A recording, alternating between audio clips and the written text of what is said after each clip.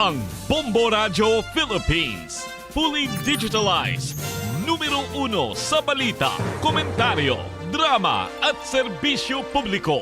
Bombo Radio Philippines. Bombo Radio Philippines. Ang inyong #1 at most trusted radio network in the country. Basta Radio Bombo!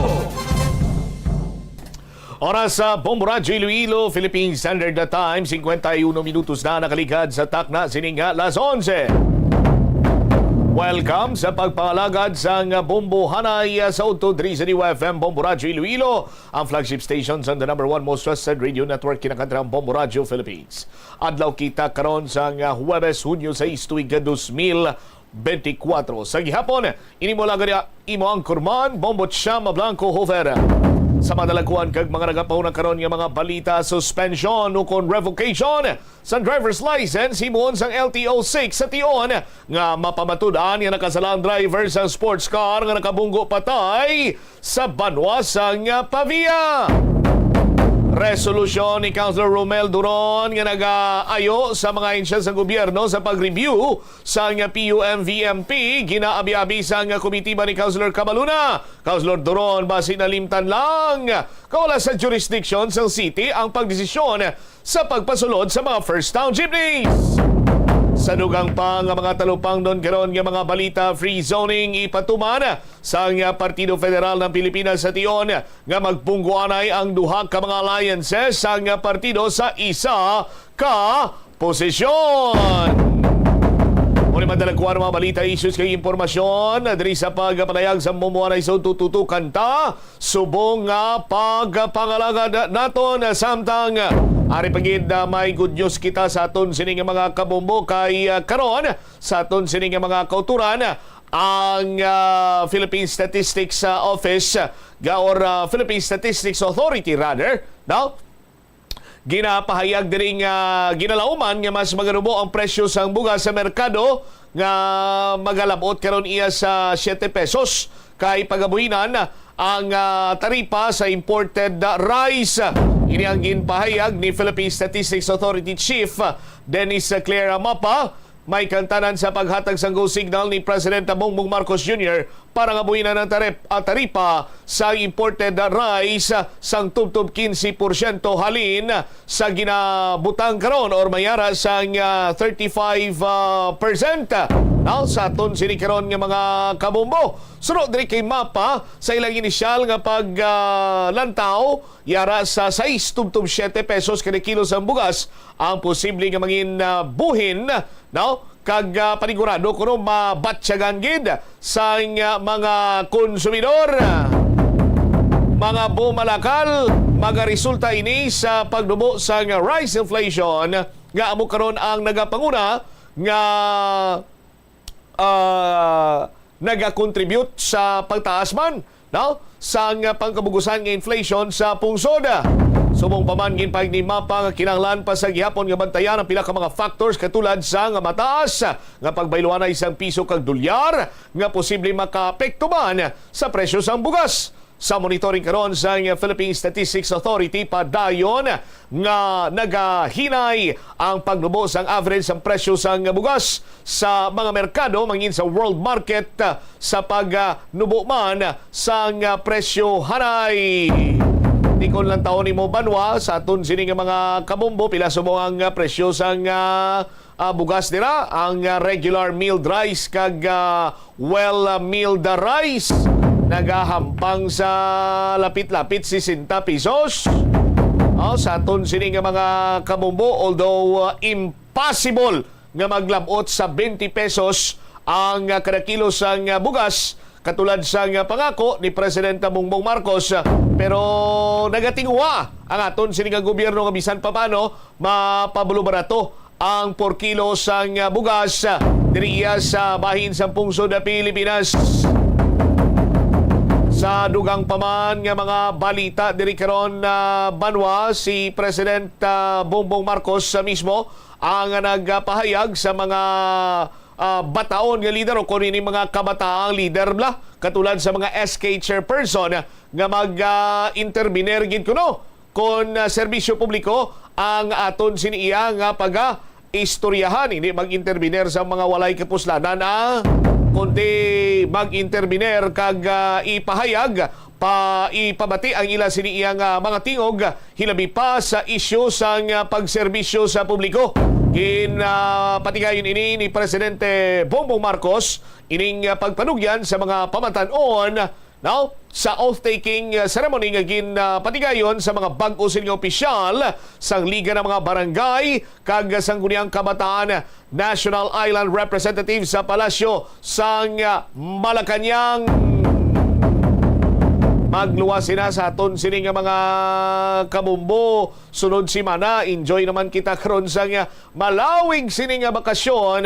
Bangod man nga ang Malacañang gindeklarar diri ang Hunyo 17 bilang regular holiday. Regular holiday para sa Idil Adha sa aton sining karon nga mga taga-panamati. Di ang Pizza 17 Lunes ning adlaw. Sa aton sini nga mga kabumbo, tikon ang kinandan sinadri Friday, file ka bisang leave. 14, file ka sang leave nimo. Ti may 14 ka, may 15, 16, 17, apat kadlaw sa aton sini nga mga kabumbo nga makaulo-enjoy ka makalagaw-lagaw pila sa mga kabumbo naton. Sa aton sini nga mga kabumbo ang Idil Adha o ko ng Feast of Sacrifice. Amo ni ang mga mga hilikuton or celebration sa aton sini mga brothers and sisters nga Muslim sandig sa Proclamation number 579 nga ginpirmahan ni Secretary Lucas Bersamin. Ginapahig sini ang Idil Adha ang isa sa duha ka labing importante nga kapistahan sang Islam. Sandig sa deklarasyon sa aton sini mga kabombo ginakabig or gindeklarar nga regular holiday ang Hunyo 17 sandigman sa rekomendasyon sa National Commission on Muslim Filipinos base sa 1445 Hiraj Islamic Lunar Calendar. Sa idalom sa Republic Act number 9848 o kung na 10th day sang Zulhijjah, 12 months sang Islamic calendar, ang isa ka national holiday para sa celebrar sang Idil Adha sa aton sinikaron nga mga kabombo. Dugang nga mga balita kag impormasyon inyo bantayan sa balay nga pagpalayag sa Bombo Haray sa udto pagkatapos ang Bombo Network News. Mas nanamian balay ikaw magtuon sa balay ipaanggid sa eskwelahan nga madamo ang tawo, isa ka panugyan para epektibo ang pagtuon sa balay, amo ang pagpangita sa designated area agud nga matiniran kung ikaw nagasulat, nagabasa o kung nag-review. Pwede man nga lamesa sa kusina o kung sa desk sa sang inyo nga balay, pero hindi gid maghigda sa imo nga katre samtang nagatuon. Ini bagod na nagakatemptar gid ikaw nga Ito ang Bombo Radio Philippines. Fully digitalized. Numero 1 sa balita, komentaryo, drama at serbisyo publiko. Bombo Radio Philippines. Bombo Radio Philippines. Ang inyong number 1 at most trusted radio network in the country. Basta Radio Bombo! This is Bombo Network News Noontime Edition broadcasting live at Bombo Radio Broadcast Center, Makati City, Philippines. Araw ngayon ng Huwebes, Hunyo 6, taong 2024. Sa ating mga headlines, mga residenteng apektado ng lahar flow dun sa Negros Occidental, inukulang na ng supply ng tubig. 6 naman ang patay, 6 ang nasagip matapos masunog ang isang fishing boat sa karagatan ng Naga City, Cebu. Mahigit 1.5 libong pasahero stranded naman sa mga pantalan sa Western Visayas matapos makansela ang ilan sa kanilang mga biyahe sa gitna na rin ng aktibidad ng Bulkang Kanlaon ayon sa National Disaster Risk Reduction and Management Council. Di lang naman ang mga Pilipinong walang trabaho noong buwan ng Abril ng kasalukuyang taon bahagyang tumaas sa 2.04 million ayon sa Philippine Statistic Authority. 6 katao na itala namang sugatan matapos matumbang isang truck at madaganan ng mga kargang construction materials ang ilang stall doon sa Nueva Vizcaya. Sa ating balita sa ibayong dagat, itong si Russian President Putin abay nagbabala sa posibleng pagbibigay ng ng Russia ng long-range weapons sa ibang bansa para atakihin ang Western targets. Sa balitang palakasan, bagong dorm at training venue. Planong itayo ng Philippine Sports Commission habang naghahanda sa Paris Olympics. At live nationwide via satellite. Dumako na tayo sa mga detalye ng ating mga balita. Kasalukuyang stranded ang mahigit 1,500 pasahero sa mga pantalan ng Western Visayas matapos niyang makansila ang ilang biyahe sa gitna na rin ang pag-alburuto ng Bulkang Kanlaon. Sa latest report mula sa National Disaster Risk Reduction and Management Council, mayroon namang 2,000 mahigit na individual o 605 pamilya sa Western Visayas maging sa Central Visayas ang apektado. Sa naturang bilang, mayroong mahigit 1,000 individual ang nananatili pa rin sa 11 evacuation centers at 177 namang individual o 45 pamilya ang nanunuluyan pansamantala sa iba pang mga lugar. Nasa 20 domestic at isang international flight ang kansilado sa Western at Central Visayas, subalit nasa 12 naman na domestic flights ang natuloy na o nakabalik na sa kanilang normal na biyahe. Samantala, idiniklara na ang state of calamity sa ilang mga lugar dahil pa rin sa epekto ng pagsabog ng Bulkang Kanlaon. Kabilang na ang La Castellana, Negros Occidental at Kanlaon, Negros Oriental. Ayon naman sa National Disaster Risk Reduction and Management Council, nakapaghatid na rin ng kukulang tulong sa mga biktima na nasa mahigit 1.3 milyong piso ang halaga. Sa latest bulletin ng Philippine Institute of Volcanology and Seismology ngayong araw ay naobserbahan na nabawasan na ang aktibidad ng naturang bulkan. Kaugnay pa rin ho sa nag-alburutong Bulkang Kanlaon. Nakuha tayo ng mga balita mula sa ating probinsya dyan ho sa Bombo Radyo Bacolod. Eto hong mga residenteng apektado nga netong lahar flow sa Negros Occidental abay kinukulang na sa supply ng tubig. May buong detalye ang Bombo Radyo Bacolod. Kinukulang sa mainom na tubig ang mga residente sa sitio Tamburong, Barangay Biak na Bato, La Castellana dito sa lalawigan ng Negros Occidental kasunod ng lahar flow kahapon ng hapon. Ito ay kasunod ng isinagawang evacuation efforts dahil sa naganap na lahar flow kung saan nag-overflow sa sapa ang tubig ulan na may kasamang abo at asupre. Gayon na rin ang malalaking tipak ng bato at mga naputol na puno ng kahoy. Ito ay naganap ilang araw matapos ang pagputok ng Bulkan Kanlaon itong Lunes ng gabi. Sa panayam ng Bombo Radyo Bacolod kay punong Barangay Joselito Martinez ng Barangay Biak na Bato, mahigit 100 na mga residente ang nagtungo na sa mga paaralan na nagsilbing evacuation site. Samantala, may mahigit 400 naman na nasa covered court ng Barangay Biak na Bato. Ayon kay Martinez, ilan sa mga ama ng tahanan ay pinayagan nitong makauwi dahil sa walang mag-aasikaso sa naiwang mga hayop. Siniguro din ito na mapaghandaan ng makakain ng mga evacuees, ngunit sila ay kinukulang sa mainom na tubig. Kaninang umaga, may dumating na tubig mula sa pribadong negosyante, ngunit ito ay hindi rin naging sapat sa lahat ng evacuees. Nagpapasalamat ito sa mga nagpapaabot ng tulong kagaya ng pagkain na tubig. Samantala, panawagan naman ito sa mga gusto pang tumulong na sila ay mapapadalhan ng karagdagang maiinom na tubig. Ang apila ko lang po kung mayroong mga may puso na handang tumulong sa aming barangay. Malaking tuwa namin at pasalamat. Sa akong evacuation center, ako gadya mismo kapadigamo. Kag gina-providean ko man ng ilang mga kinanglanon basta pagkaon lang. Subong ang need sang barangay is tubig. Necessity kit sang tao. May-ari iban subong nagpalapit di sa akon nga wala na napon matagaan. Samantala, nanawagan naman sila Castellana Mayor Romayla Nicor mangilimutan mag-evacuate na ang mga residente na nagpaiwan sa bahay sa mga apektadong lugar. Ayon dito, mas maigi kung ang mga ito ay nasa evacuation centers upang hindi na mahirapan ang mga responders sakaling lumala ang sitwasyon at mas napadali ang pagbibigay ng tulong kabilang na ng medical assistance. Nagpapasalamat naman ng alkalde sa lahat ng mga nagpadala ng tulong mula kay President Bongbong Marcos, Department of Social Welfare and Development, sa Kapitolyo ng Negros Occidental, mga karatig na bayan at lungsod at gayon na rin ang ilang mga public officials at pribadong sektor. Thankful din ko sa lahat ng mga tumulong, sa lahat na nag-initiate ng dagdag na tulong para sa bayan ko. I'm so thankful. Gahandaan natin kasi hindi natin alam kung ilang araw at saka kung ano pa ba yung mga pilitin ng Mount Canlaon. We will continuously praying hardly para sa pagtigil na po ng Mount Canlaon corruption. Mula rito sa lalawigan ng Negros Occidental para sa Bombo Network News, ito si Bombo Erlin Bayonita Arroyo. Para sa #1 and most trusted radio network in the country, Bombo Radio Philippines, Basta Radio! Bombo! Sinimula na ng Philippine Coast Guard ang sariling imbestigasyon kaugnay doon sa nangyaring pagkasunog ng isang sasakyang pandagat dyan sa Naga sa Cebu. Nabatid na nakatanggap ng ulat at rumisponde naman ang Coast Guard Station ng Naga hinggil sa nasunog na bangka na FB King Brian.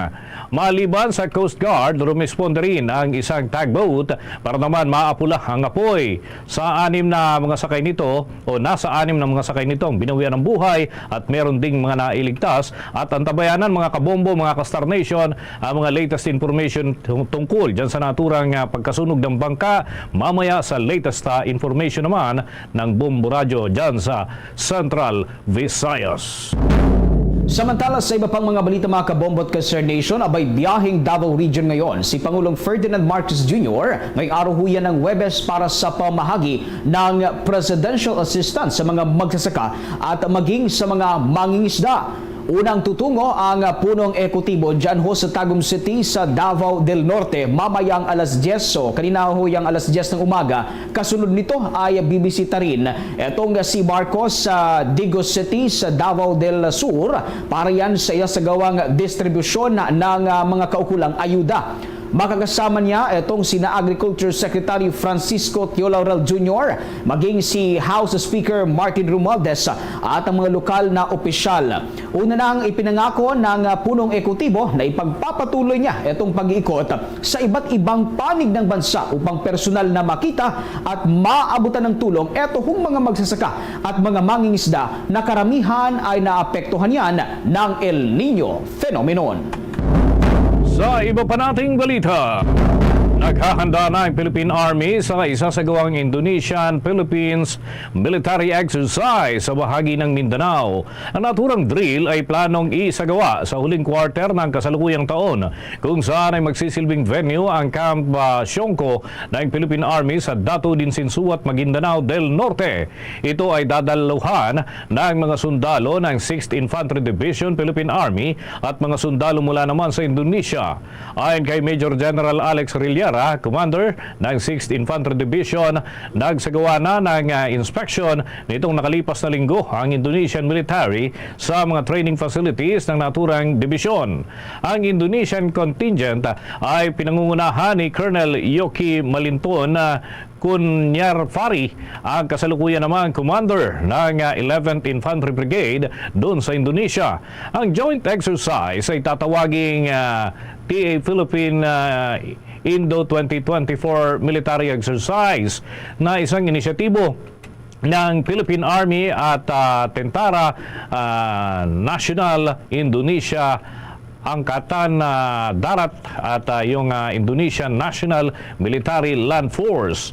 Ang Camp Siongco mga kabombo na siyang magsisilbing venue ay ang pinakamalaking military installation ng Philippine Army sa rehiyon ng Mindanao.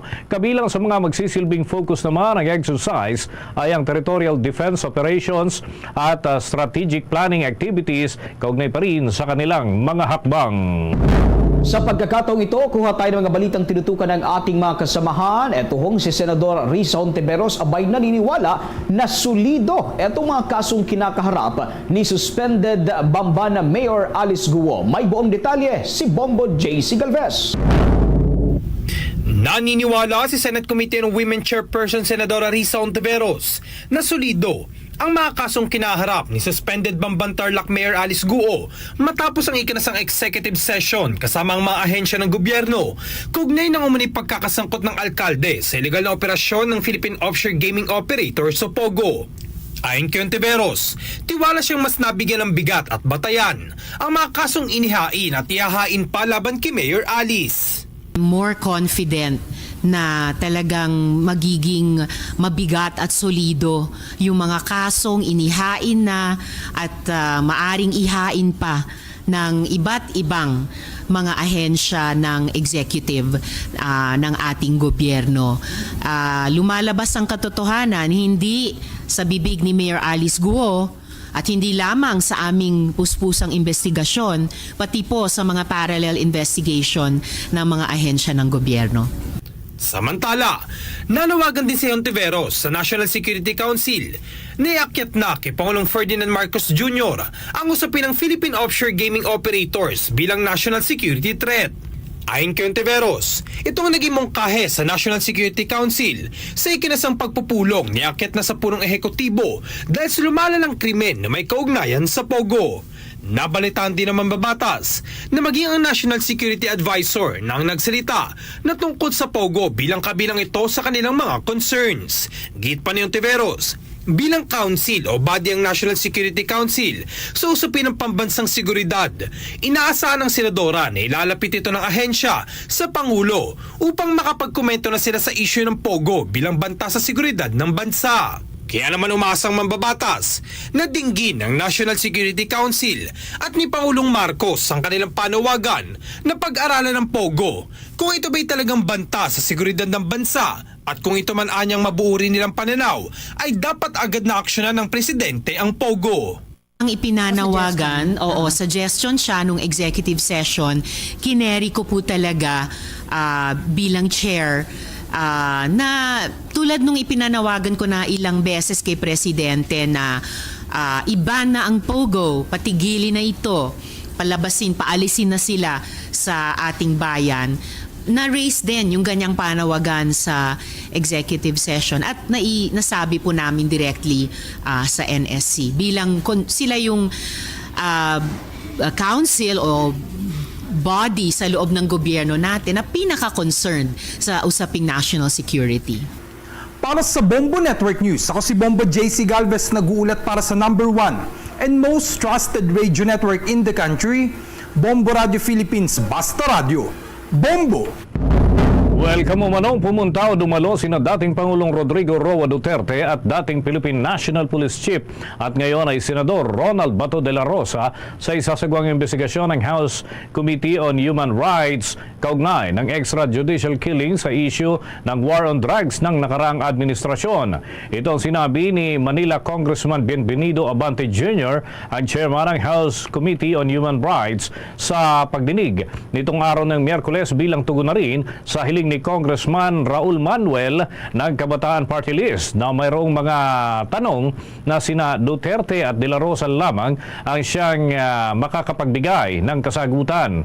Sa paghiling naman sa komite na imbitahan sina Duterte at De La Rosa, sinabi ni Manuel na mayroong mga tanong na hindi masagot ng mga dati at kasalukuyang opisyal ng gobyerno na mayroong kinalaman sa pagkamatay ng libu-libong katao sa ginawang pagpapatupad ng war on drugs. Ipinunto ni Manuel na si dating Pangulong Duterte ang ginawang primary reference sa naturang mga insidente.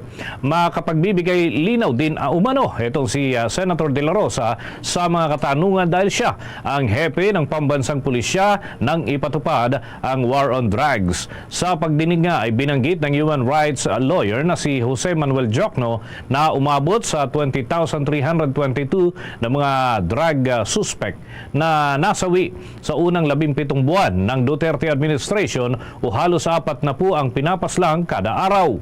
Ayon pa kay Attorney Jocno, binanggit ito sa resolusyon ng Korte Suprema noong taong 2018 at nakasaad sa 2017 Year-End Achievement Report naman ng Office of the President sa bilang na nabanggit.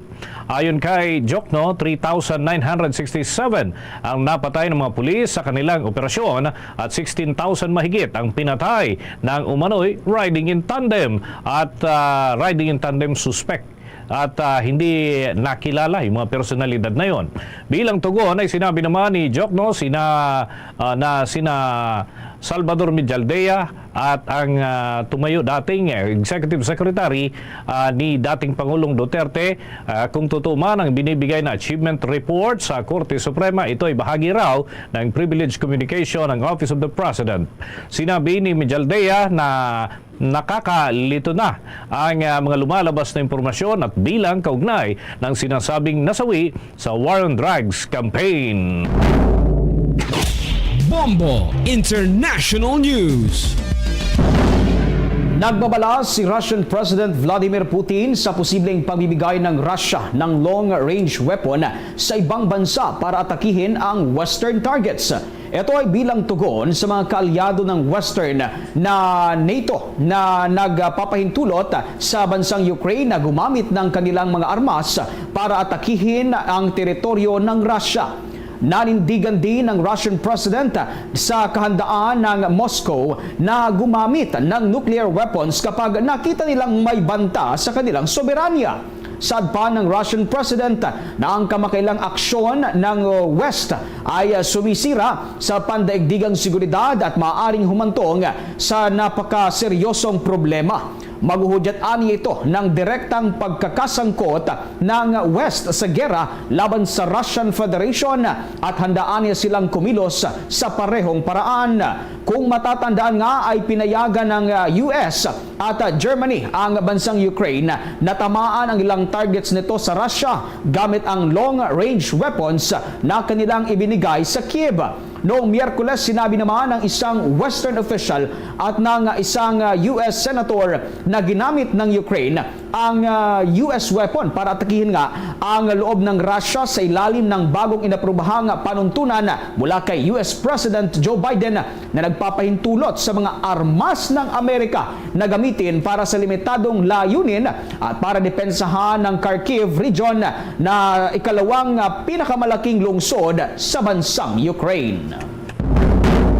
Inatasan naman ni Justice Secretary Jesus Crispin Boying Remulla ang mga prosecutor na humahawak sa mga kaso may kinalaman sa insidente ng road rage at lalo na yung insidente dito sa lungsod ng Makati kung saan binaril patay ang isang driver matapos ang alitan sa trapiko na dapat daw ay usigin ang gunman hanggang sa makakaya ng ating batas. Ginawa nga ng kalihim ang pahayag matapos na makitaan ng Makati City Prosecutor's Office ng probable cause para naman kasuhan ang pangunahing suspect na si Gerard Raymond Yu para sa kasong pagpatay at paglabag sa Republic Act 10591 o Comprehensive Firearms and Ammunition Regulation Act. Ayon pa sa ulat, tumakas itong si Yu sa pinangyarihan ng krimen matapos na barilin ang biktima na kinilala namang si Anacleto o Ancieto Mateo. Naaresto sa isang hot pursuit operation si Yu at positibong kinilala ng mga testigo. Isinuko naman ng asawa ng suspect sa mga otoridad ang 2 na pag-aari nitong baril at 4 na magazine na may mga bala pa na nagtutugma naman doon sa cartridge specimen na nakuha mula sa pinangyarihan ng krimen. Si Mark Anthony L. Mateo, ang anak ng biktima, ang kakatawan sa kanyang ama sa buong panahon ng naturang kaso. Samantala, hindi nagrekomenda ng piyansa ang mga taga-usig para naman sa naturang gunman na napasa kamay ng mga otoridad. Samantalang lumabas ngayon sa pag-aaral ng mayorya ng mga Pilipino ay naniniwalang China ang pinakamalaking banta sa Pilipinas sa unang quarter ng kasalukuyang taon. Ayon sa Okta Research, 76% na mga sumagot sa survey ay naniniwala na ang bansang China ang pinakamalaking banta habang pumapangalawa naman ang nagsasabing Russia na nakalikom ng 9%. Ang mga respondent na nagsasabi tungkol sa China bilang isang banta ay tumaas sa 17% mula nang magsimula ang termino ni Pangulong Ferdinand Marcos Jr. Samantala mga kabombo at Kastar Nation, 44% lamang ng mga respondent ang naniniwalang may positibong epekto ang China sa ekonomiya ng Pilipinas. Ginawa ang survey sa panahon na madalas ang mga nangyayaring pangharas ng China Coast Guard at Chinese militia vessels sa mga Pilipinong mangingisda, Philippine Coast Guard at Bureau of Fisheries and Aquatic Resources sa bahagi ng West Philippine Sea. Nilikom ang data mula sa iba't ibang antas ng buhay ng mga respondent. Samantala, nananatiling nakadeploy ang mga tauhan ng Philippine Army doon sa mga lugar na apektado ng pagsabog ng Bulkang Kanlaon. Sa kasalukuyan ay nakadeploy na ang unit ng Army na tumutulong naman sa iba't ibang kaparaanan katulad na lamang ng evacuation operations, emergency needs at iba pang kinakailangang respondihan. Ang 3rd Infantry Division Philippine Army ang pangunahing nakatutok sa ground kung saan ay umaabot sa 464 na mga sundalong kasapi nito ang nakadeploy sa naturang lugar. Ito ay kinabibilangan ng mga sumusunod 47 sa Disaster Response Task Unit at nagmula po yan sa 79th at 62nd pati na 94th Infantry Battalion at 542 Engineering Construction Battalion ng 303rd Infantry Brigade. Kasama rin dito mga kabombo, mga sundalo ng 47th at 15th Infantry Battalion ng 302nd Infantry Brigade na pawang mga nasa ilalim naman ng 3rd Infantry Division.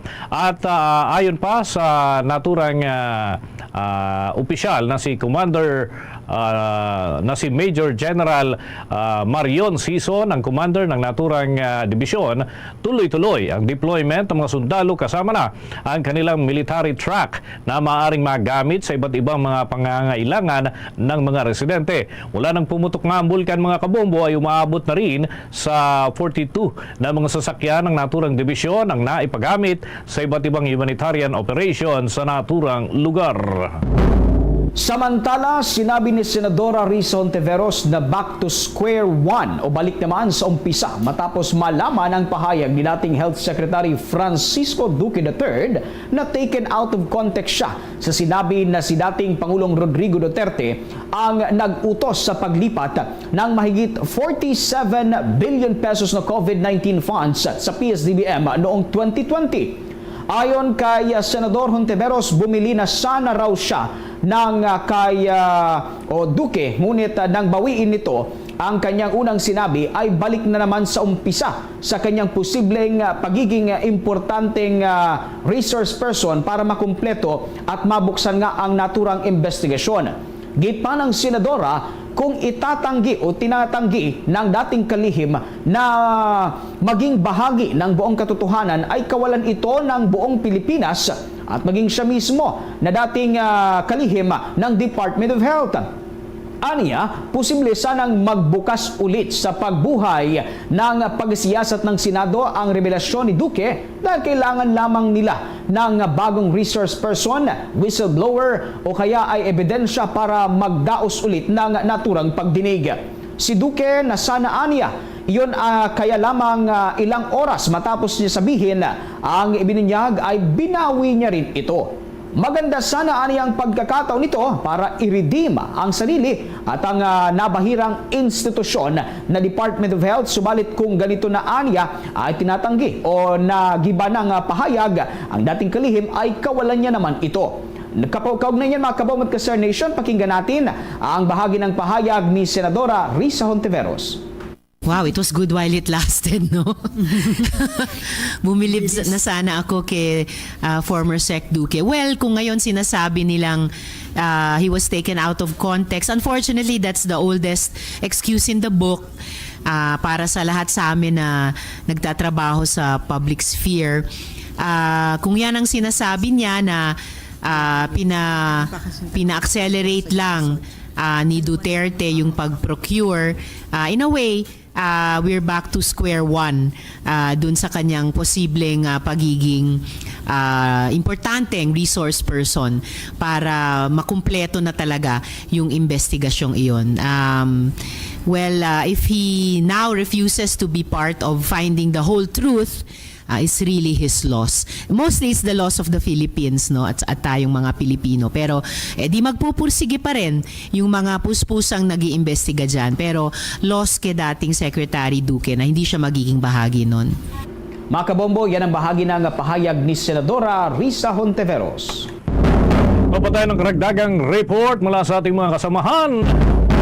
Bilang ng mga Pilipinong walang trabaho noong buwan ng Abril, bahagya raw tumaas pa sa mahigit 2 milyon ayon sa Philippine Statistics Authority. May update si Bombo Kelly Cordero. Umabot sa 2.4 milyong Pilipino ang naitalang walang trabaho o katumbas ng 4% na unemployment rate noong Abril 2024. Ayon yan sa inilabas na data ng Philippine Statistics Authority ngayong araw. Bahagyang mas mababa ito kung ikukumpara sa naitalang 2.26 milyong Pilipino na walang trabaho noong Abril taong 2023 at noong Enero 2024 na nasa 2.15 million. Subalit bahagyang tumaas mula sa 2 milyong Pilipino na walang trabaho noong Marso 2024. Pagdating naman sa employment rate sa bansa, tumaas ito ng 96% noong Abril mula sa 95.5% noong Abril 2023 at Enero 2024. Katumbas ito na mahigit kumulang 48.36 milyong Pilipino na may trabaho o negosyo. Ang unemployment rate nitong Abril ay nasa 4.0% o 4 na po sa bawat 1,000 na individual na nasa labor force ang walang trabaho o negosyo. Ito ay mas mababa kumpara sa naitala noong Abril 2023 at Enero 2024 na parehong nasa 4.5%. Samantala, ang bilang naman ng underemployment nitong Abril 2024 ay tinatayang nasa 7.4 million. Ito ay mas mataas ng 833,000 kumpara sa naitalang bilang ng underemployed noong Abril 2023. Makikita rin na mas mataas ito ng 643,000 kumpara sa bilang ng underemployed noong Enero 2024. Ang underemployment rate nitong Abril 2024 ay tinatayang nasa 14.6%. Ito ay mas mataas kumpara sa nai-report noong Abril 2023 na nasa 12.9% at mas mataas din kumpara noong Enero 2024 na nasa 13.9%. Kung susuriin naman ang mga datos ayon sa kasarian sa buwan ng Abril 2024, ang labor force participation rate ng mga kalalakihan ay nasa 75%, nananatiling mas mataas kumpara sa labor force participation rate ng mga kababaihan na nasa 53.2%. Nito lamang Abril 2024, ang employment rate ng mga kalalakihan ay naitala sa 95.8%, mas mababa kumpara sa mga kababaihan na nasa 96.1%. Para sa Bombo Network News, Bombo Kelly Cordero nag-uulat para sa number 1 and most trusted radio network in the country, Bombo Radio Philippines. Basta Radio, Bombo! Mga kabombo, update lamang tayo dun sa nag-away na pari dyan sa bahagi po ng Maynila. Sinuspindi na ni Cardinal Jose Advincula si Father Alfonso Vallesa, ang pari sa St. Joseph Parish dyan sa Tondo, Manila, na naging laman ng balita kamakailan dahil nga sa naging alita nila ni Novaliches Bishop Antonio Tobias.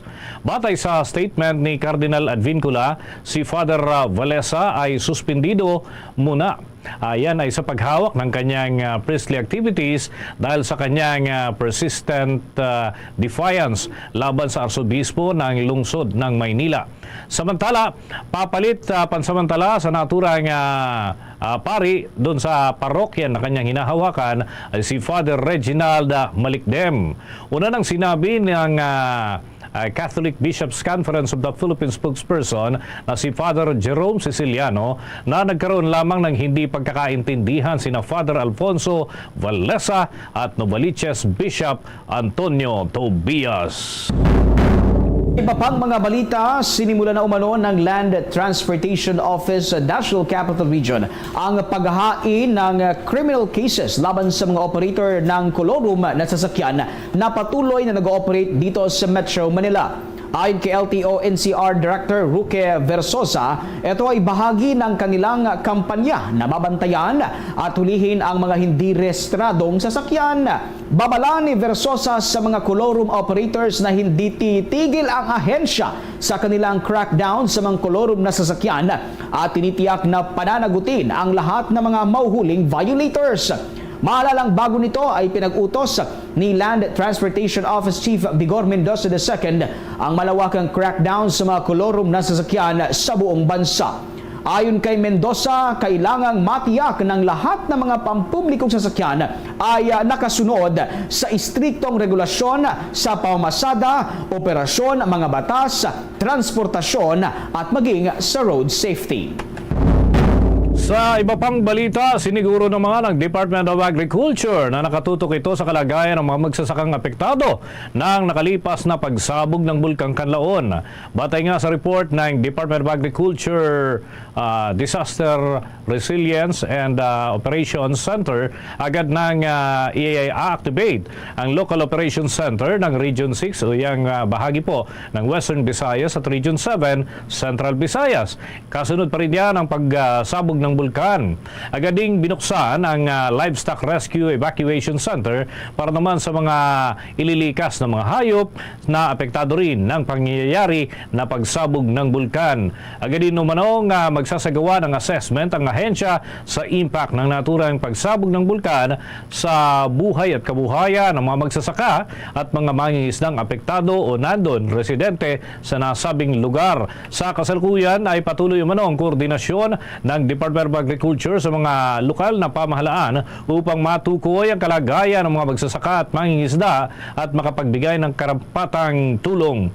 Agad ding nag-preposition ang ahensya ng mga binhi ng palay, mais at mga high-value crops doon sa naturang mga lugar, pati na yung mga gamot at pagkain para naman sa mga hayop na maaaring apektado na ng pagbagsak ng abo at iba pang kalagayan doon. Ayon pa sa ahensya, regular ang ginagawa nilang pag-update sa animal inventory at listahan na rin ng mga lokasyon na posibleng gamitin bilang animal evacuation centers. Kasama na ang pagtukoy sa mga resources na magagamit sa mga inililikas na hayop. Siniguro naman ang ahensya na tuloy-tuloy ang kanilang pagbabantay doon sa sitwasyon ng naturang mga lugar at agad na tutugunan ang pangailangan ng mga magsasaka.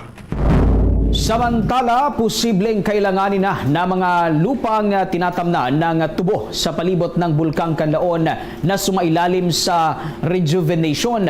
Katwiran ng Sugar Regulatory Administration o SRA, ito ay upang hindi maapektuhan ang sugar production sa dalawang Negros Province na pangunahing naapektuhan nga ng naturang pagsabog ng bulkan.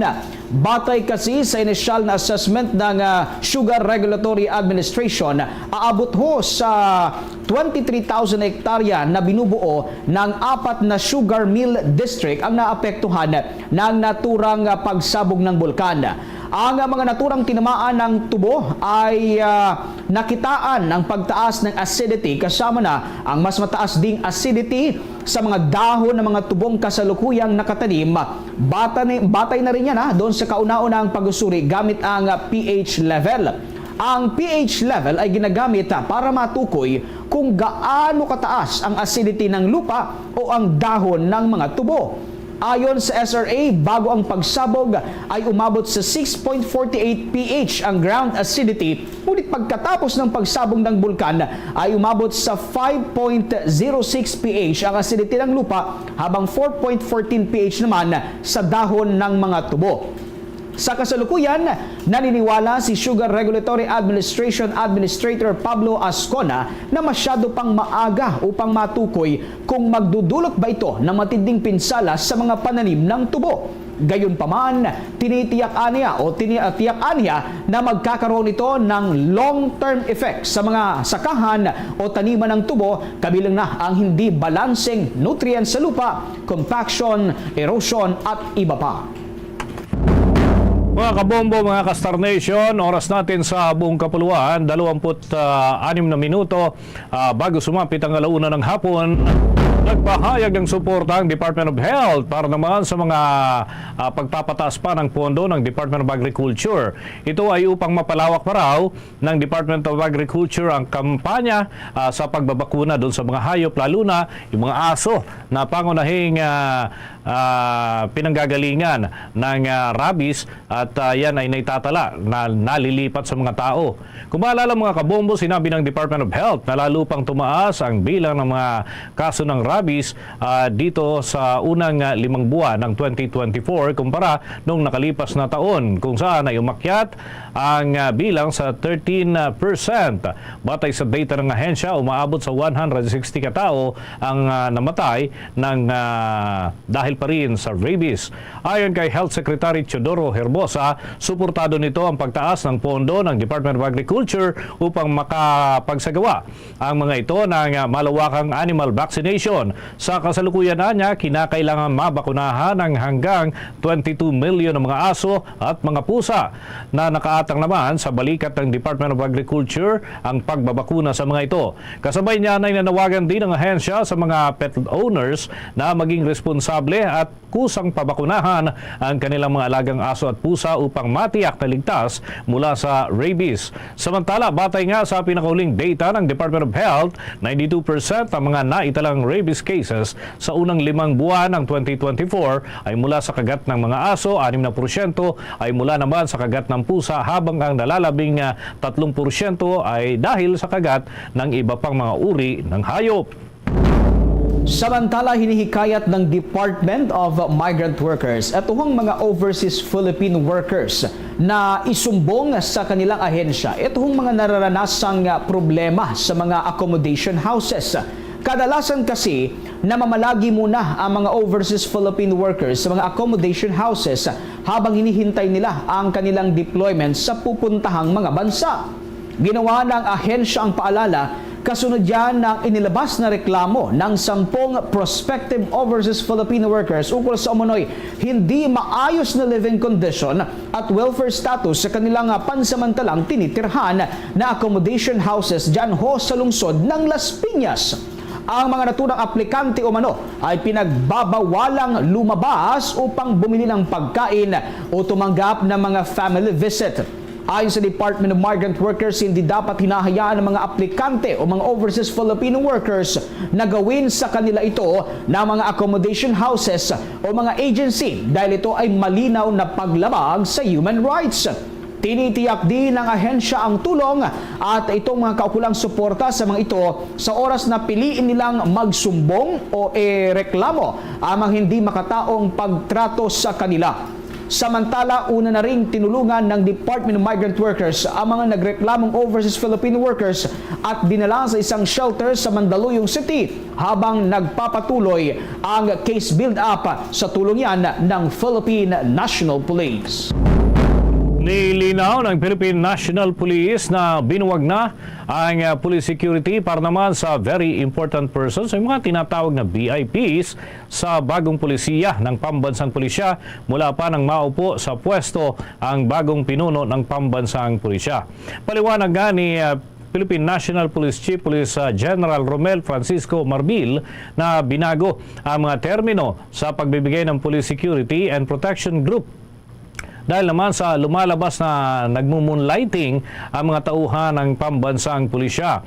Anya, hindi ito trabaho ng mga pulis na magbigay ng VIP protection sa sino man, kundi tungkulin ng pambansang pulisya na magbigay ng seguridad sa taong bayan na may sa anumang banta sa kanilang buhay, gayon din sa mga matataas na opisyal ng gobyerno. Ipinunto pa ng pinuno ng pulisya na dapat ay magbigay ng karampatang security ang hanay ng PNP doon sa mga individual na humaharap sa mga aktual na banta at hindi ang perceived threats lamang. Inihalimbawa pa ni Marbil na hindi maaaring magbigay ng police security sa mga mayayamang individual na palagay nila ay malalagay sila sa panganib dahil sa kanilang financial status. Samantala, sinisiguro ng Department of Social Welfare Development na hindi lamang family food packs at non-food items ang kanilang ipapamahagi doon ho sa mga apektadong pamilya sa Negros Island. Bukod kasi sa mga nabanggit, nagsagawa rin ang ahensya ng iba't ibang psychosocial activities para yan sa mga bata at maging sa mga youth evacuees matapos ang nangyaring pag-aalboroto nga ng Mount Canlaon. Ang naturang aktibidad na ito ay nilunsad at pinangunahan ng Department of Social Welfare and Development Field Office 6 Western Visayas, katuwang ang case managers ng Pantawid Pamilyang Pilipino Program o 4PACE, mga tauhan mula sa Sustainable Livelihood Program at maging ang La Castellana Municipal Social Welfare and Development Office. Bahagi ito ng kanilang social protection services na may layuning protektahan at pangalagaan ang mga well-being ng mga apektadong individual. Sa karagdagan pang pag-uulat ng ating mga kasamahan, cash assistance na ipinamamahagi ng Department of Social Welfare and Development sa mga Pilipinong apektado ng pag-alburuto ng Mount Canlaon. Kumustahin natin ang distribusyon nito. May balita si Bombo Joanna Martinez.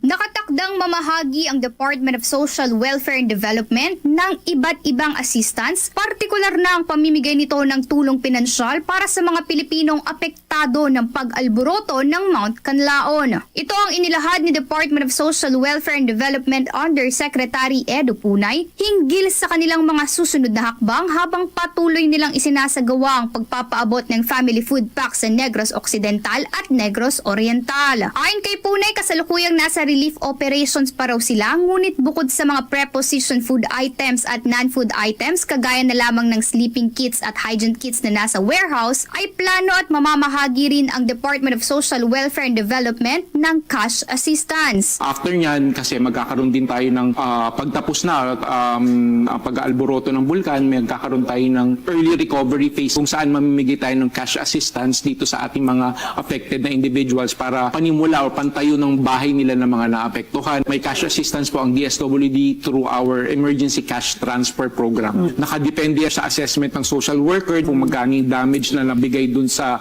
mga individual, but may range po ito up to 15,000 per beneficiary. Siniguro naman ng ahensya na maigting ang kanilang isinasagawang koordinasyon sa mga local government unit at maging sa provincial government, particular na sa mga apektadong lugar hinggil sa disaster response at matugunan ang samot-saring health concerns ng ating mga kababayang namamalagi ngayon sa evacuation centers. Ibinahagi rin ni Punay na mayroon silang naitalang pangilan-ilan na mga apektadong Pilipino na talaga namang nananatili pa rin sa kanilang lugar, kung kaya't nakikipag-ugnayan na rin ng Department of Social Welfare and Development sa mga lokal na pamahalaan, National Disaster Risk Reduction and Management Council at maging sa Office of Civil Defense upang kumbinsihin na lumikas at mailayo sa naturang permanent danger zone. Habang ang ilan naman ay naitala nilang lumikas na ngunit tumungo sa malalapit nilang mga kaibigan at kamag-anak. Sa ngayon ay patuloy pa raw na binabantayan ng Department of Social Welfare and Development ang epekto at banta ng pag-alburoto ng Mount Canlaon, kaya naman hindi pa rin nila matiyak kung maaari na bang makabalik sa kanilang mga tahanan ng mga lumikas,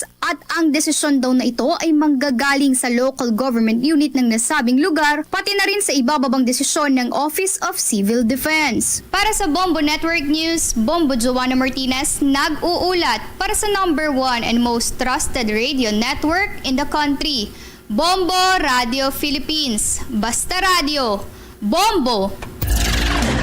Bombo Police Report. Update na tayo mga kabombo, mga ka-Star Nation, dun sa initial nating na iulat kanina tungkol sa 6 na nasawi at meron ding mga nasagip na mga sakay ng fishing boat dyan sa Naga, Cebu. Alamin natin ang update ng Bombo Radio Cebu. Namatay ang 6 na mangingisda habang 6 naman ang nailigtas matapos masunog ang kanilang sinasakyang bangka habang naglalawig sa karagatan ng Naga City, Cebu kahapon, Hunyo 5, 2024. Sa panayam ng Bombo News Team kay Coast Guard Ensign Abel Lomboy, ang tagapagsalita ng Philippine Coast Guard District Central Visayas, sinabi nito na sumiklab ang sunog sa fishing bangka na pinangalan ng King Brian alas 8:25 ng gabi. Inabot ng 1 oras ang mga bombero at mga tauhan ng PCJ bago naapula ang apoy na kumitil sa buhay ng 3 tripulante. Nagsagawa ng search and rescue operations na tumagal hanggang alas 6 ng umaga ngayong araw, Huwebes, Hunyo 6. Natagpuan ng mga opisyal ng Coast Guard ang 3 pang bangkay, kaya umabot na sa 6 ang bilang ng mga nasawi. Nailigtas din ang 6 na iba pang tripulante, kabilang ang kapitan nito, at isinugod sa malapit na ospital. Sa inisyal na investigasyon, galing sa Masbate City ang bangka at narinig ng mga tripulante nito ang putok galing sa engine room na kanilang pinaniniwalaan na sanhi ng sunog. Sa ngayon, patuloy pa rin ang investigasyon para matukoy ang tunay na sanhi ng sunog. Our Coast Guard team nag-conduct na rin ng search and rescue operation to double-check the area po. So initially, we have rescued around 6 fishermen and recovered 2 cadaver. So we interviewed one of the fishermen. I think that was the captain. The captain said that total of 11 crew, including the captain. And the cause of fire is explosion from the engine. We have rescued 6 fishermen. May nakuha tayong 6 na cadaver, a total of 12. Ating napakinggan na si Coast Guard Ensign Abil Lumboy, ang tagapagsalita ng Coast Guard Central Visayas. Mula rito sa probinsya at lungsod ng Cebu, Bombo Cherry Balingit, para sa number 1 and most trusted radio network in the country, Bombo Radio Philippines. Basta Radio, Bombo! Balita pa rin mula sa ating mga probinsya. Ito ho, 6 na katao ang nasugatan matapos matumba ang isang truck at madaganan ng mga kargang construction materials ang ilang stall dyan ho sa may Nueva Vizcaya. May buong detalye ang Bombo Radio Kawayan. Sugatan ang 6 na katao matapos matumba ang isang trailer truck na kargado ng mga construction material at madaganan ang stall sa National Highway na bahagi ng Barangay Kalitlitan, Aritao, Nueva Vizcaya. Sugatan ang driver ng Isuzu trailer truck na si Tommy Januaria, 33 anyos, binatat residente ng Barangay San Andres, Cabatuan, Isabela, habang sugatan din ang kanyang kasama na si Russell, 16 anyos, at kapwa residente ng San Andres, Cabatuan, Isabela. Nagtamo din ang sugat ang mga residente na nasa kanilang mga stall na sina Rosela Matidio, 50 anyos, Catherine Castro, 40 anyos, Beth, 17 anyos, King, 10 taong gulang na pawang residente ng Barangay Kalitlitan, Aritao, Nueva Vizcaya. Sa panayam ng Bombo Radio Kawayan kay Police Major Jolly Villar, Public Information Officer ng Nueva Vizcaya Police Provincial Office, sinabi niya na patungong hilagang direksyon ng trailer truck at nang makarating sa palikong bahagi ng kalsada, ang sasakyan ay bigla na lang umano itong tumagilid at natumba. Pagkatumba ay nahulog ang mga construction material sa 2 stall na nasa gilid ng kalsada na naging dahilan ng pagkakasugat sa iba't ibang bahagi ng katawan ng mga nasa stall at maging ang 2 sakay ng trailer truck. Kagad naman silang isinugod sa pagamutan ng mga responding rescuers at sa ngayon ay nasa maayos na silang kalagayan. Ayon kay Police Major Villar, malakas ang ulan nang mangyari ang insidente kaya't posibleng nadulas ang gulong ng trailer truck. Hindi naman naging sagabal sa daloy ng trapiko ang nasabing pangyayari dahil outer lane naman napunta ang nasabing truck. Muli po namin itinapaalala mula po sa pamunuan ng Nueva Vizcaya Police Provincial Office na palagian po namin paalala sa ating mga mananakay at mga motorista na iba yung pag-iingat po ang kinakailangan po natin upang sa ganun ay makarating po tayo ng ligtas sa ating mga destinasyon. Mula rito sa Bombo Radio Kawayan para sa Bombo Network News, ako si Bombo Kervin Gamad, nag-uulat para sa number 1 and most trusted radio network in the country, Bombo Radio Philippines, Basta Radio, Bombo! Oras natin sa buong kapuluan, 12 minuto bago sumapit ang 1:00 ng hapon. Maselan po ang susunod nating balita. Pasintabi muna mga kabombo, mga ka-Star Nation, dahil ito'y tungkol sa 15 anyos na minor de edad niyang ginahasa ng ilang beses ng kanyang amain, habang ang ina nito nagsilbi pang lookout. Alamin natin ang update mula sa Bombo Radio Dagupan. Nanawagan ng National Bureau of Investigation ng Alaminos City dito sa lalawigan ng Pangasinan sa mga biktima ng sexual na pang-abuso sa loob ng isang pamilya na huwag matakot magsumbong sa otoridad upang matugunan ito. Kamakailan ay nahuli sa bisa ng search warrant ng National Bureau of Investigation Anti-Organized and Transnational Crimes Division sa kasong pang-aabusong sexual sa isang 15 taong gulang na babae sa bayan ng Bolinao dito sa lalawigan ng Pangasinan na kinasangkutan mismo ng kanyang stepfather at ina. Sa panayam ng Bombo Radyo Dagupan kay Attorney Fabian Mateo, agent in charge ng nasabing tanggapan, nagkaroon sila ng operasyon kasama ang NBI Division Office sa mismong tahanan ng dalawang suspect sa nasabing bayan sa kasong statutory rape at acts of lasciviousness na may kaugnayan din sa child abuse.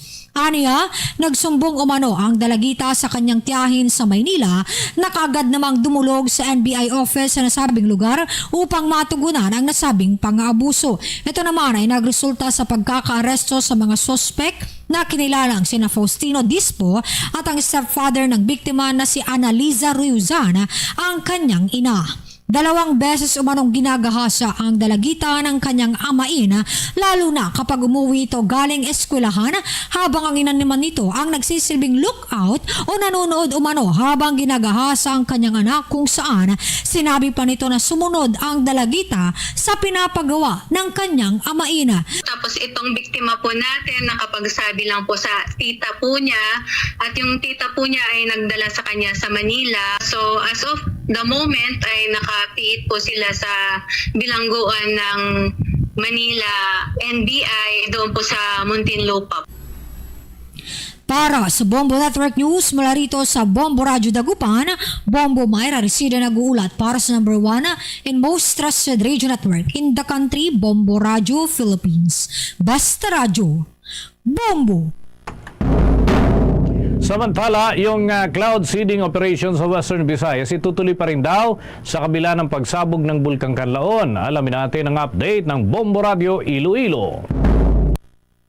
Itutuloy pa rin ng Department of Agriculture ang kanilang cloud seeding operations para sa mga lugar sa Western Visayas na lubos na apektado ng El Nino. Sa panayam ng Bombo Radyo Iloilo kay Dr. Ildefonso Toledo, ang pinuno ng Iloilo Provincial Agriculture Office, sinabi nito na nasa Silay City, Negros Occidental na ang Bureau of Soils and Water Management. Ayon kay Toledo, patuloy pa nila na oobserbahan ng panahon kung saan isa rin sa kanilang kinokonsidera ay epekto ng pagsabog ng Bulkang Kanlaon. Anya kung hindi ngayong linggo, posibleng sa susunod na linggo isasagawa ang cloud seeding. Ang operasyon ay ibabase sa Bacolod City kung saan ang Bacolod Sila International Airport ang magsisilbing operation center. Sa kabilaan niya naman natatanggap na kritisismo na huli na ang cloud seeding. Nilinaw ni Toledo na kailangan pa rin ito dahil hindi pa sapat ang ulan para sa pagsimula ng mga magsasaka ng kanilang pagtatanim. Nandoon na ngayon sa Silay Airport yung team na siyang mag-facilitate ng cloud seeding, and I think all set na sila and they're just waiting for appropriate time na mayroon ng mga seedable clouds. Well, in fact, generally rainy season na gidman ngayon, mga irrigation natin, yung irrigation system natin wala pang tubig sa ngayon. Si Dr. Ildefonso Toledo. Para sa Bombo Network News, ito si Bombo Ayan Gahete. Para sa number 1 and most trusted radio network in the country, Bombo Radio Philippines. Basta Radio, Bombo! Nasa 45 billion pesos naman ang posible umanong malugi sa mga magsasaka dahil yan sa pagbabawas ng taripa. Ayon yan sa Federation of Free Farmers. May buong detalye ang Bombo Radio Ligaspi. Ikinababahala ng grupo ng mga magsasaka ang pasya ng pamahalaan na pagkakaroon ng malaking pagbabago sa taripa sa imported na bigas. Mula kasi sa dating 35% ay bababaan ito sa 15% sa pagnanais na mapababa ang presyo ng bigas sa merkado. Ayon kay Federation of Free Farmers National Manager Raul Montemayor sa panayam ng Bombo Radyo Ligaspi na posibleng pumalo sa 45 billion pesos ang magiging lugi sa mga lokal na magsasaka dahil sa pagbagsak ng presyo ng palay. Maliban pa dito ay tinatayang nasa 15 billion pesos ang mawawalang koleksyon sa Bureau of Customs na malaking kawalan umano sa pagpupondo ng Rice Competitiveness Enhancement Fund. Matatandaan na sa ilalim ng Rice Tarification Law, ito ang ginagamit ng pamahalaan upang pondohan ang ilang mga programa tulad ng pagbibigay ng libreng makinarya, binhi, libreng training sa mga magsasaka at murang pautang. Ayon kay Montemayor na kung may papatupad hanggang sa 2028 ang pagbaba sa taripa ay siguradong ang mga importers lamang ang makikinabang habang patuloy ang pagbagsak ng mga lokal na magsasaka. Dahil dito, sinabi ng opisyal na dapat na palakasin ng pamahalaan ang lokal na kakayanan ng mga magsasaka upang mapataas ang produksyon. Samantala, kinwestiyon din ng grupo ang National Economic and Development Authority na hindi man lamang umano nagsagawa ng pagdinig at mga konsultasyon bago ipinalabas ang naturang pasya. Magkakaroon po ng malaking pag-alog yung ating mga magpapalay.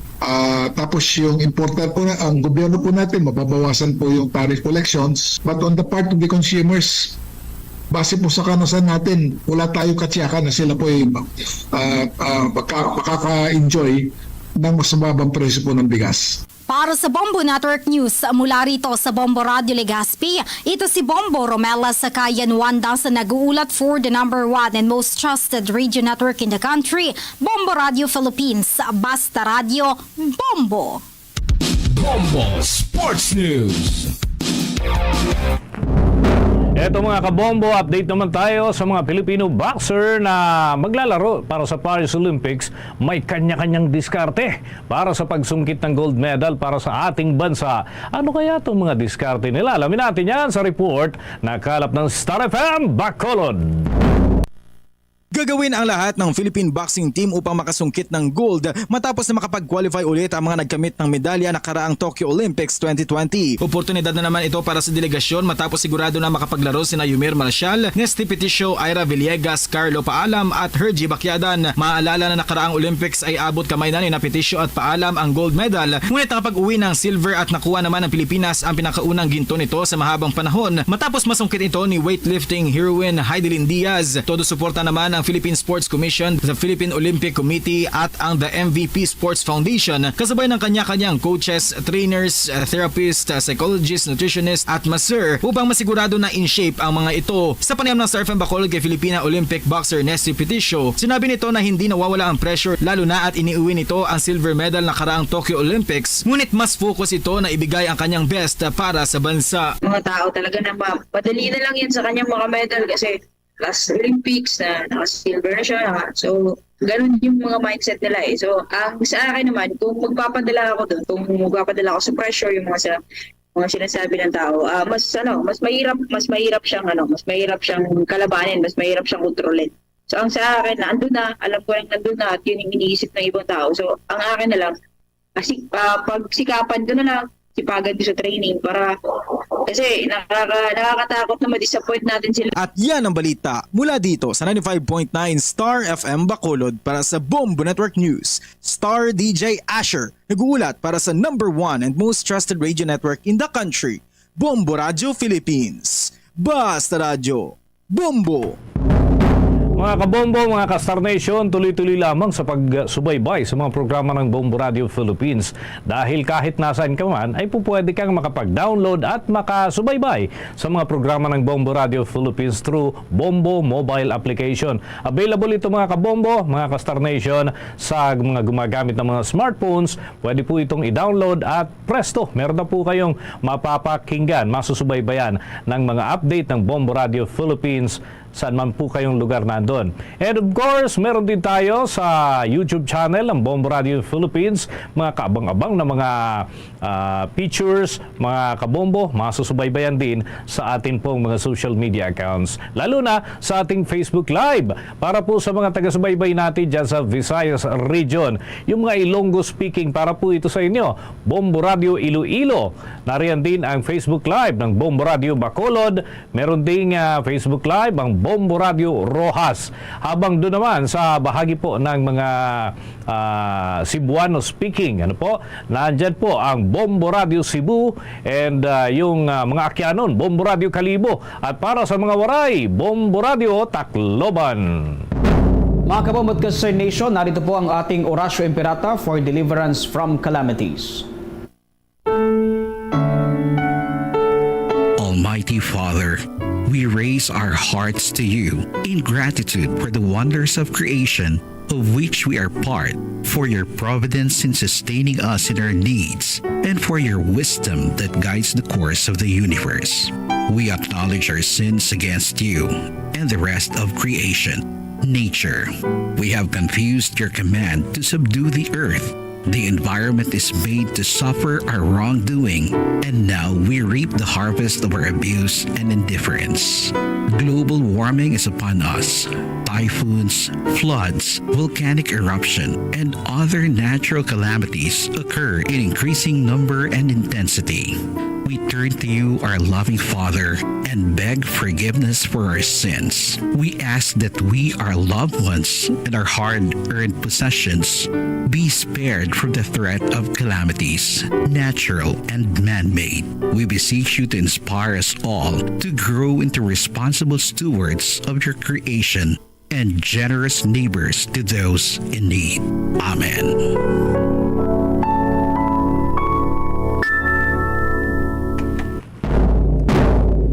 Luzon, Visayas at Mindanao. Yan ang kalipunan ng ating mga balita para sa pantanghaling edisyon ng Bombo Network News.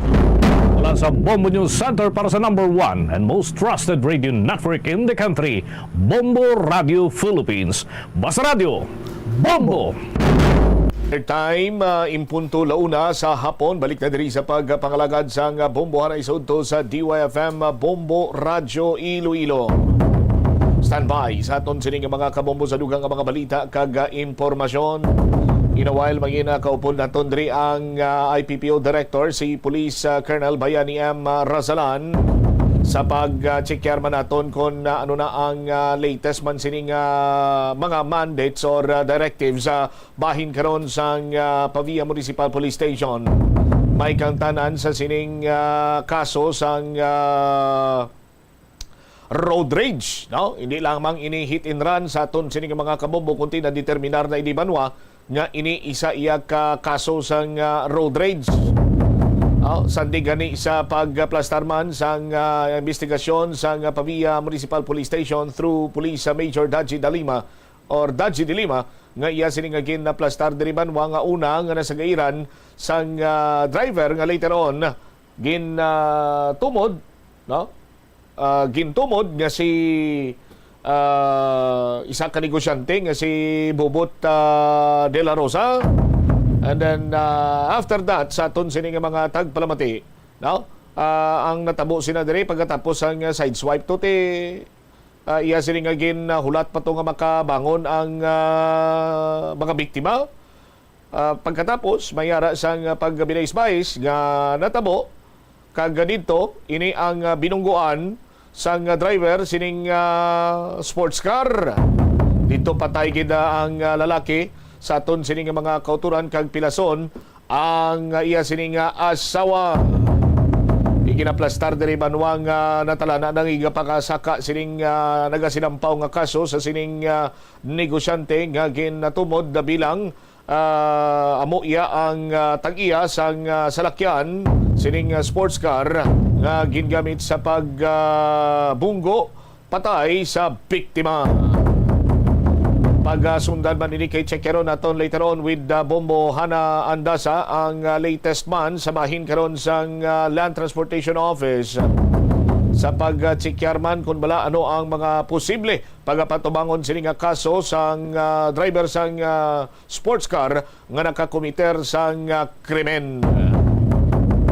2 minutos na ang nakaligad sa pagpangalagad sa Bombo Hanay Sudto sa DYFM Bombo Radio Iloilo. Standby sa aton sining mga kabombo sa dugang mga balita kag impormasyon diri man sa aton sining pagpangalagad. Madamo sa karon ang nagapamangkot kung bala ano ning sitwasyon dito sa may bahin karon sang area nga kung saan no? Naglupok ining Bulkan Kanlaon. Pila ka mga lugar karon dito sa may area sa aton sining mga kabombo nga apektado sining ash flow. Ginapinsar sang kadamaan sa aton sining mga kabombo nga ini lava flow, but pila sini sa mga eksperto diri particularmente sa bahin karon sang FIVOX ang nagpahayag nga ash flow lamang ini, hindi niya kay lahar. Sa aton sining mga kabombo kalabanan sa mga dalanon dito iya sa area karon sang Negros Occidental ang do kasubong iyang bago gilamang ginsimintuhan kayang tsura sang mga dalanon sini nila na tabuna na sang asplo sa aton sini mga kabombo that is why do kulang taon mo do bago lang ginsiminto kag gina tunaan man diri karon ining Bulkan Kanlaon coincidence, no? Nga sa tagsagid iya ka June 3 nagalupok ining bulkan, hindi lamang kaisa, kadua, o kon katatlo, kunti makaapat na ka beses nga ining Bulkan Kanlaon naglupok same date pero different year. Katulad ng lamang sang June 3, 1986, June 3, 2003, June 3, 2006, kag ang pinakaulihi among June 3, 2000 and 2024. Di madamo sa nagapamangkot, ini bala kay muan sang sinsya o kon natabuan lang. Kay tilon sa June 3 ang pitsa nga na-record sang FIVOC sa paglupok sang Bulkan Kanlaon. Sa aton sini nga pagpangalagan tingwaan taman nga mahatagan sang kasanagan ining palariho nga pitsa, no, sang paglupok sang Bulkan Kanlaon, pero lain-lain lamang nga tuig ang paglupok sini. 5 minutos na ang nakaligad sa takna sining launa driman sa palatuntunan na Bumbuhanay sa Udto sa DYFM Bumbo Radyo Iloilo. Standby sa aton sining mga kabumbo, no, kay istoryahan naton ining sitwasyon or latest karon sa bahin sang insidente sang road rage sa may banwa sang Pavia. Ang latest sinadri, according man sa Pavia PNP, nga mayara sila sang ginpakita nga laragway sa asawa sining nagtaliwan or napatay bangod sa pagpangbunggo. Magluwas nga ginbungguan, ginlinas pagin inisang sports car. I do believe kay as per investigation, ginatrasan pagin inisang driver. Sa karon sa aton sining mga kabumbo sa nasiling ko na may ginpakita sining 4 kalaragway ang Pavia PNP sa nailo karon or na byuda survivor sa sining insidente. Isa diri ang laragway sang negosyante nga si Bobot de la Rosa kag 3 ka mga dummy pictures. Ginhimo ini sang Pavia PNP agod hindi mangin leading ang ila sini nga pagpangusisa. Kag didto sang makitaan sang byuda ang laragway ni Bobot de la Rosa didto kag naghibi ini siya. Isuno pagani kay Police Major de Lima pamatod lamang nga natumod sining byuda ang responsable sa pagpatay sa iya sininga bana kag sumungman sa iya sininga pagkapilas. What's the latest? Ibalonta kung ano ang direktiba karon sa pamunuan sa Iloilo Police Provincial Office. Pinagi sa aton sininga IPPO Director. We have on the line live via Zoom si Police Colonel Bayani Razalan. Colonel Razalan, sir, si Bombo Cham ito ng Bombo Radyo Iloilo. Magandang hapon po. Magandang hapon po. Yes, sir. Bombo Cham po, sir. Bombo Cham. Magandang hapon po, Bobot Sam, at magandang hapon po sa nakikinig sa Bombo Radio Iloilo. Ano po ang latest, Colonel Razalan, sir, na information na nakarating sa inyong sa IPPO po with regards sa insidente na nangyari sa Pavia, Iloilo, Colonel Razalan, sir? Opo, actually nung malaman ko yung insidente na from an ordinary vehicular incident, that turns to be a possible case of murder or frustrated murder. So I directed the Chief of Police of Pabia Police Station to gather all the informations and find out kung sino yung may-ari ng sasakyan na yon and identify who is the driver so that we can file an appropriate charges against him. All right. Sa ngayon po, I do believe si Police Major De Lima merong mga updates at may plano na nga na mag-file ng kaso kontra po sa nasabing may-ari ng sasakyan. Na-determine po ba kung yung may-ari ng sasakyan iisang tao lang po yung nagmamaneho ng sasakyan, ng sports car, nung gabing na nangyari yung insidente? Actually, yun yung ipinapagawa ko sa COP at ang sabi naman nung nag-usap kami ng aking Chief of Police na personally pinuntahan nila ang ating biktima, yung survivor po, yung asawa po ng ating namatay na biktima, na personally in-identify naman niya doon sa yung suspect at pati yung sasakyan na ginamit. Okay, so positive po tayo sa identity ng driver at nung may-ari by way of the survivor na in-identify niya po, Colonel?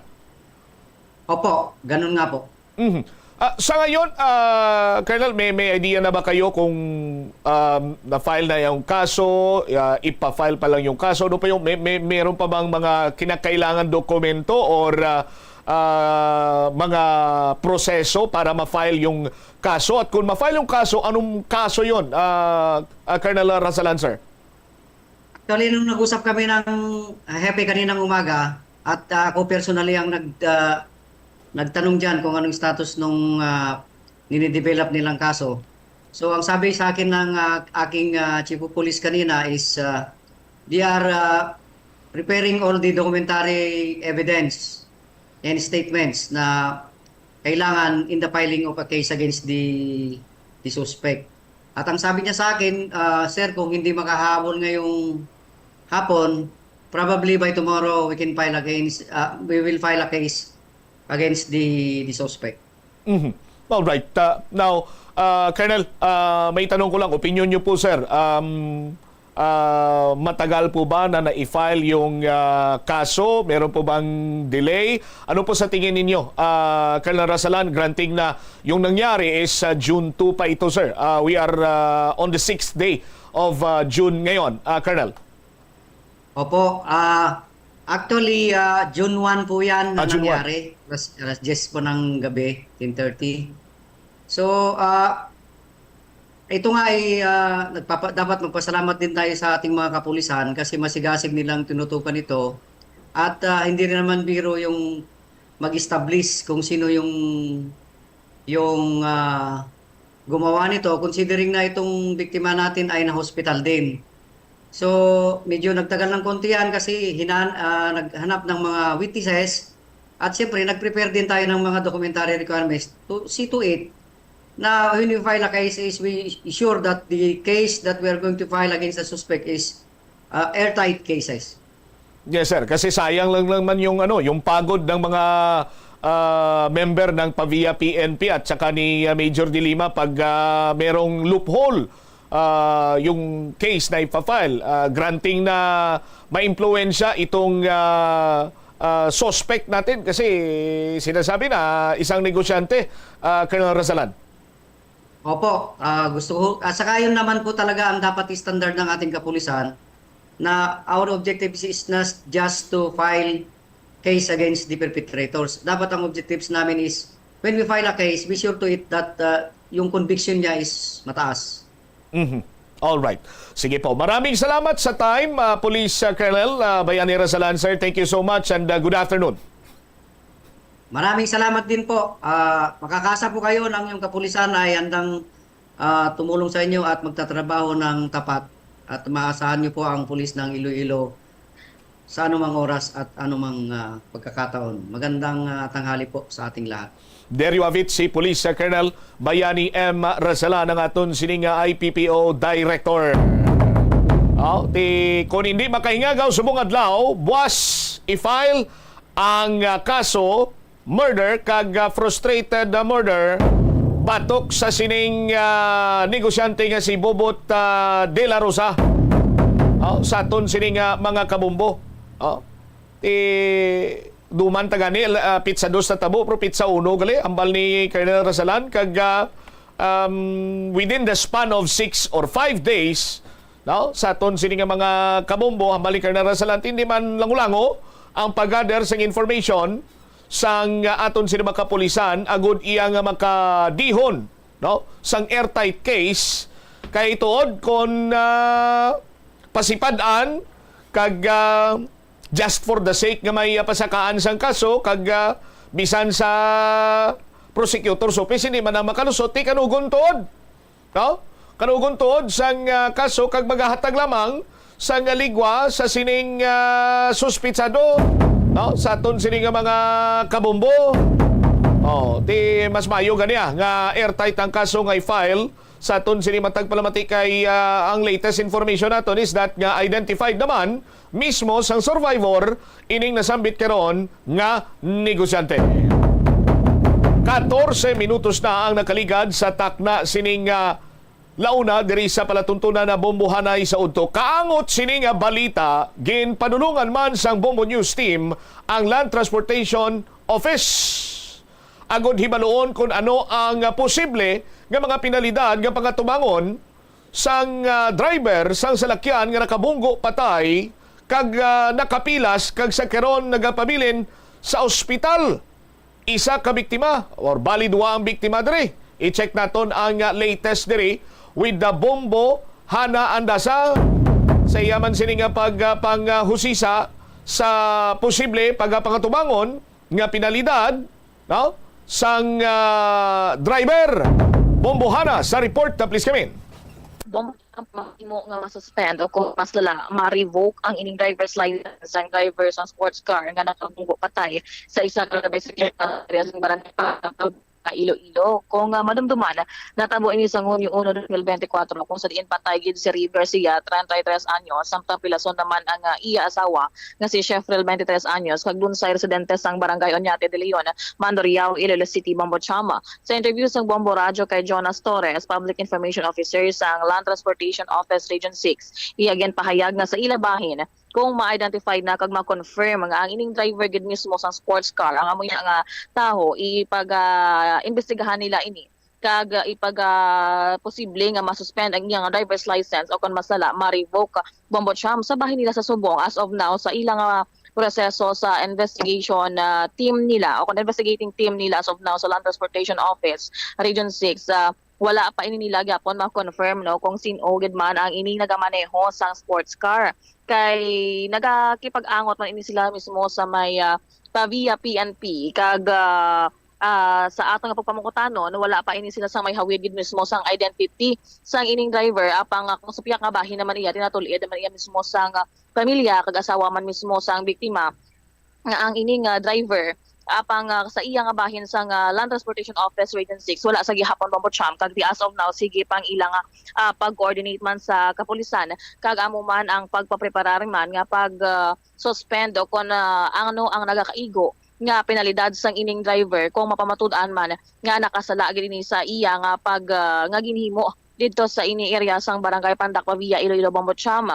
Suno man diri kay Mr. Jonas Torres, iya ginapahayag diri nga ti ang Land Transportation Office dira lang sila asta sa pag-confirm man kag pagkuha sang ining driver's license mismo sang ining sports car kag as of now wala pa man ni sila sang hawid Bambocham kung pila gid man bala ang as of now ang record sa mga tag-iya sang sports car nga BMW dira sa may Region 6 pero pahanumduman man diri ni Sir Jonas Torres nga ang mga driver hindi lang for sports car nga mga driver nga ti ang mga dinaguso sa mga dalanon kag nagapinataka lang dira sang drive nga ti may mga nagaumid sang mga biktima kag nga ginatunaan sang kamatayon sa iban nga tawo nga mangin responsibilidad sila sa ginpahayag diri ni Jonas Torres nga dapat mangin responsable sila sa ilang mga ginamaneho nga mga salakyan kag sa ilang mga pangin driver kay bangod man nagpailalo man ini sila sa seminar anay isa makukuha sang ining driver's license. Kung tani diri isulod man nila sa ilang auto kag amo man i-apply nila kung ano ang ilang naton sa seminar kag amo man ang safety sa dalanon agod nga wala sang may maubin nga kabuhi sang iban Bombo Champ. Yari bala kay pamatian naton ang ining pahayag ni Jonas Torres. So as on the part of LTO, no, sa subong way pa kami may ginakaptan nga nga information abi or regarding sa identity sa driver or owner sa salakyan. No, kay LTO dira lang kami astan. Hindi man kami maka-issue sang show cause order if ever nga kung wala kami may na-identify nga ngalan sa driver or bisan owner, no, kay kumiyara man pa posibilidad nga lain ng tagiya, lain mga drive, no. So depende na gyapon sa magwa nga investigasyon sa aton nga pulisan no, kung pwede kita, no, maka pangayo info sa ila as to the identity sang driver, no. Kaya bisan hindi na siya tagiya sang salakyan kung driver siya nga nag-commit siya sa amo ng krimen, ang tagiya mismo sang salakyan may salabton man mo. So duwa na nga to ni Shoko si Feber, no, na ma-identify naton. Pero as of now as per communication kay nasa aton nga investigation unit wala pa gid no, may nakalabot sa nga mo nga sa iyang unit, no, para makakandak siya sa proper investigation. Iti una bes hindi man siya kakandak investigation kung hindi siya maka-issue show cause, no, kaya hindi kita ka gain sa jurisdiction over the person sa tao na sa involved party. So as of now amo na natin, no, we will try to coordinate with the PNP, no, kung para basi matagan kita nila sa names ng driver or owner sa salakyan para makasugod makita investigasyon sa aton. Yes ma'am, no, from there, no, basta makuha ta lang, no, ang details, no, sa salakyan, the office can issue show cause order sa tagiya. So after that, sir, anong matabo dayon, sir? So reimbestigahan sa ato na investigation unit if ever nga makita nga may balasihan, no? May balasihan sa pag-recommend, no, sa for suspension or revocation sa lisensya, amo gina siya ang himuon naton, no, kay with more reason yung may fatality, no. Fatality pero as of now ang amo niya ang ako niya aligasyon pa lang ng ginhungod din ko it's only the court, no. Korte na makambal kung na ginhungod yan ang pagpatay based sa mga ebidensya isabit sa ato sa korte. So sa subong hindi nato na pumuntahan ng aton ang atong korte kay base kung kita kigan sa judge, no. wala pa sila kahatol kita yan nangambal nga inosente or may sala. So amo lang ng aton sa administrative lang ang amon. Pero at most kili sir nga mahimo dira is ang pagsuspension sa ining driver's license niya. Yes ma'am, no, kung pa once makita sa atong investigation unit nga may basis, no, for suspension, no, or even revocation, no, ang pinaka maximum natin is a revocation of the driver's license. Okay, lastly abi sir, ano ang mapasali diri sir sa Land Transportation Office nga if ever nga mag-involve liwat, no, ang iban nga mga salakyan diri sa Region 6 sa mga road rage, may ginapanumdum kita sa gapon sa aton ni mga drivers nga hindi mag-commit sa mga abuso ni sir. Okay, no, sa aton mga drivers, no, hindi lang sa BMW ato sa tanan. Ang aton lang gid sa inyo nga ang inyo lisensya, no, hindi na siya permanente ng inyo, no. It is subject to regulation. So ang LTO ya patuman gid, no, sa tanan nga patakaran layi para ma-ensure nato ng safety sa dalan, no. So kung makita na namon niya nga hindi kanaya worth nga hatagan pa lisensya by your attitude, no, nga pag maneho sa salakyan, no, so pwede ginaton, no, i-revoke or recommend for suspension ng mga lisensya ninyo. No, so sa tanan ng mga drivers, no, antes ka mo magkuha ng lisensya nyo, I know, no, nakaagi ka mo seminar, no, so ginatakol manada ang ginatawag naton nga responsibility sa driver. Bombo Cham na batian diri ang Public Information Officer sa Land Transportation Office Region 6 si Jonas Torres nga amo pa lang diri as of now ang ilang update diri sa ilang investigation team niya, Bombo Cham. All right.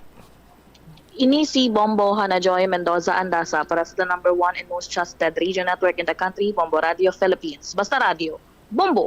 Salamat kid Bombo Hana Andasa sa imo sining follow-up report. So ang LTO mag-coordinate sa Pavia PNP para iya nga makahulag man sila kag maka-impose man sila sa mga nagakaigo sini iya nga silot sa sining driver sang salakyan.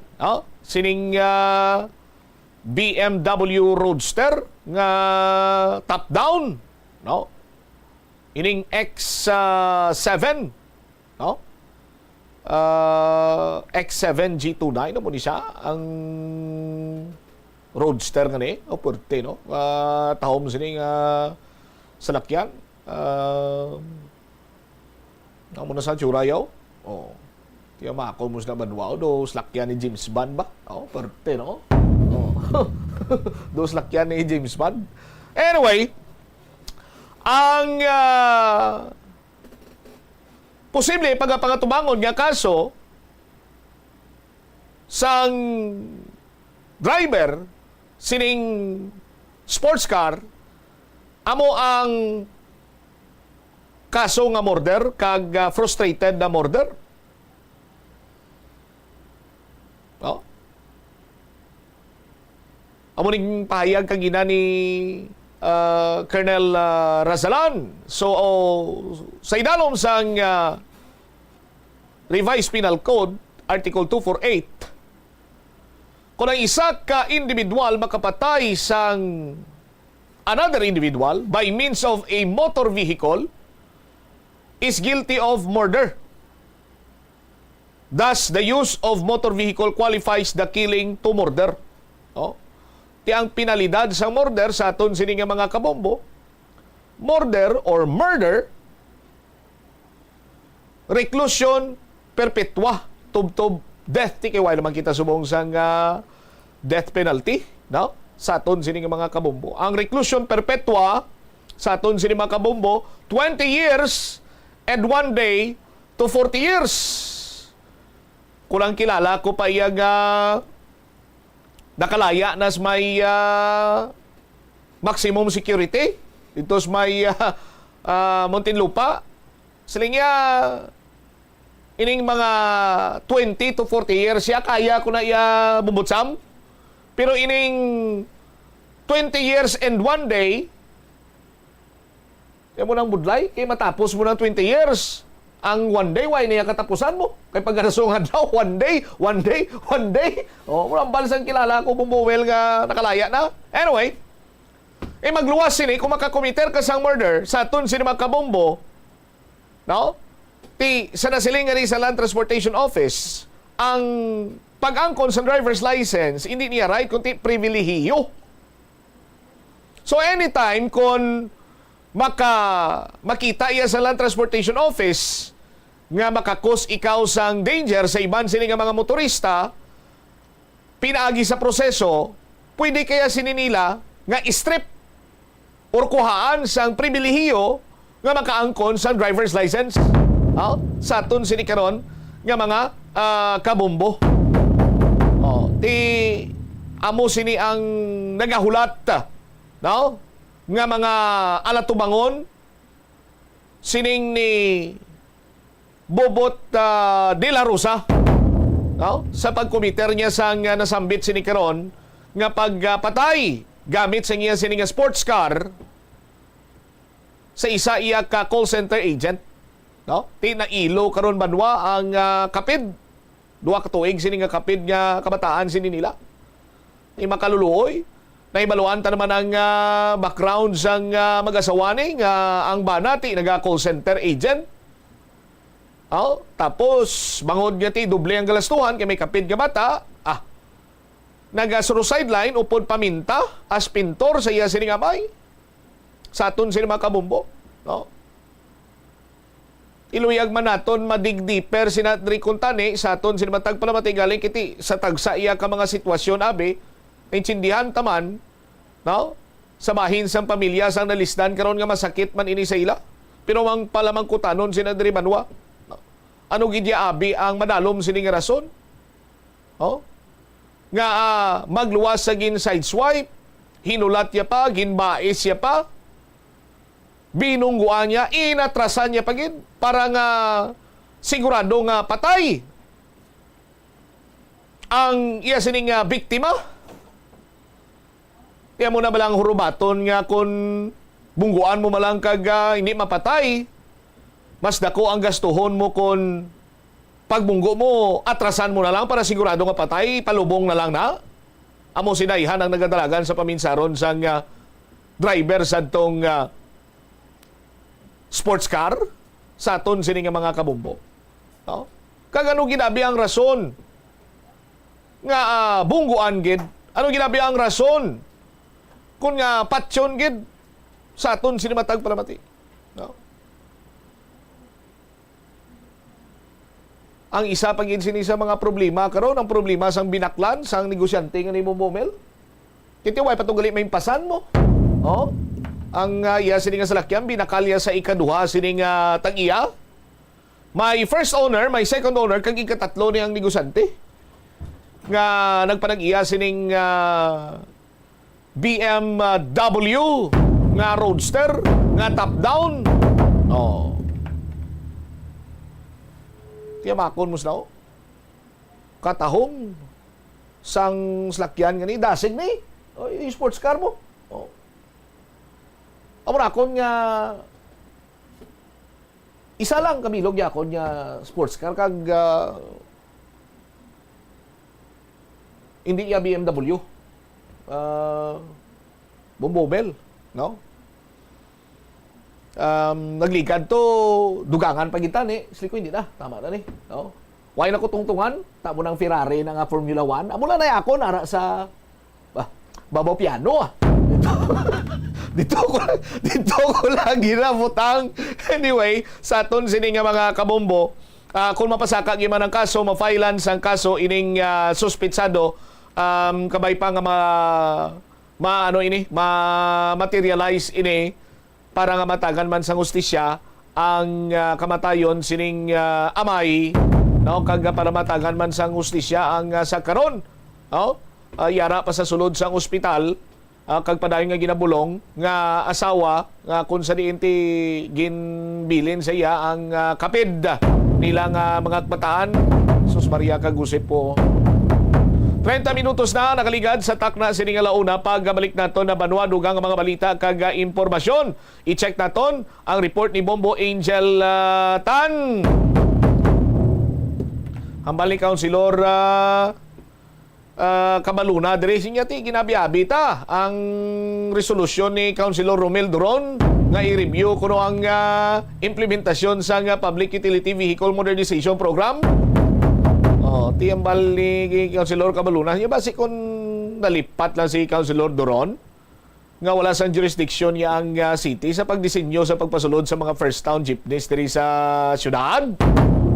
Balikan tayo ni matapos sa bilang importante nga mga panumdumon. The Farmers Bazaar, your traditional public market with the touch of Plazuela Dos, ang isa ka lugar nga gintukod sa tion kag sa kasagsagan sa COVID-19 pandemic nga may tinutuyo nga maghatag sa imo sang safe marketing experience. Subong nga ang COVID-19 hindi nagidman dako nga pamahog kag nagapakadto na kita sa next normal. Rest assured nga ang Farmers Bazaar will further evolve agud yung magpadayon sa paghatag sa inyo sing satisfying marketing experience. The Farmers Bazaar sa lower level, tara na pahamtang ang fish, poultry kag meat section para naman sa inyo mga kinahanglanon nga prutas, utan kag iban pa, magbisita sa upper level pinaagi sa paggamit sa hagdanan o kon sa pagkadto direkta sa parking lot. The Farmers Bazaar, your traditional public market with the touch of Plazuela Dos. Plazuela de Iloilo Billboard of Activities for June 2 to 8, 2024. Ang Hunyo 7, amo ang first Friday of the month. Ini ang ika-12 nga promesa ni Jesus nga ginhambal pinaagi kay Sister Margaret Mary Alacoc para sa tanan nga mga devotees sang Sacred Heart of Jesus. I promise you, in the excessive mercy of my heart, ngang akon all-powerful love, ang igahatag sa tanan nga magabaton sa Holy Communion sa First Fridays. Sa siyam ka consecutive months, ang grasa sang final perseverance. They shall not die in my disgrace, nor without receiving the sacraments. Ang akon divine heart, among ila mangin safe refuge in this last moment.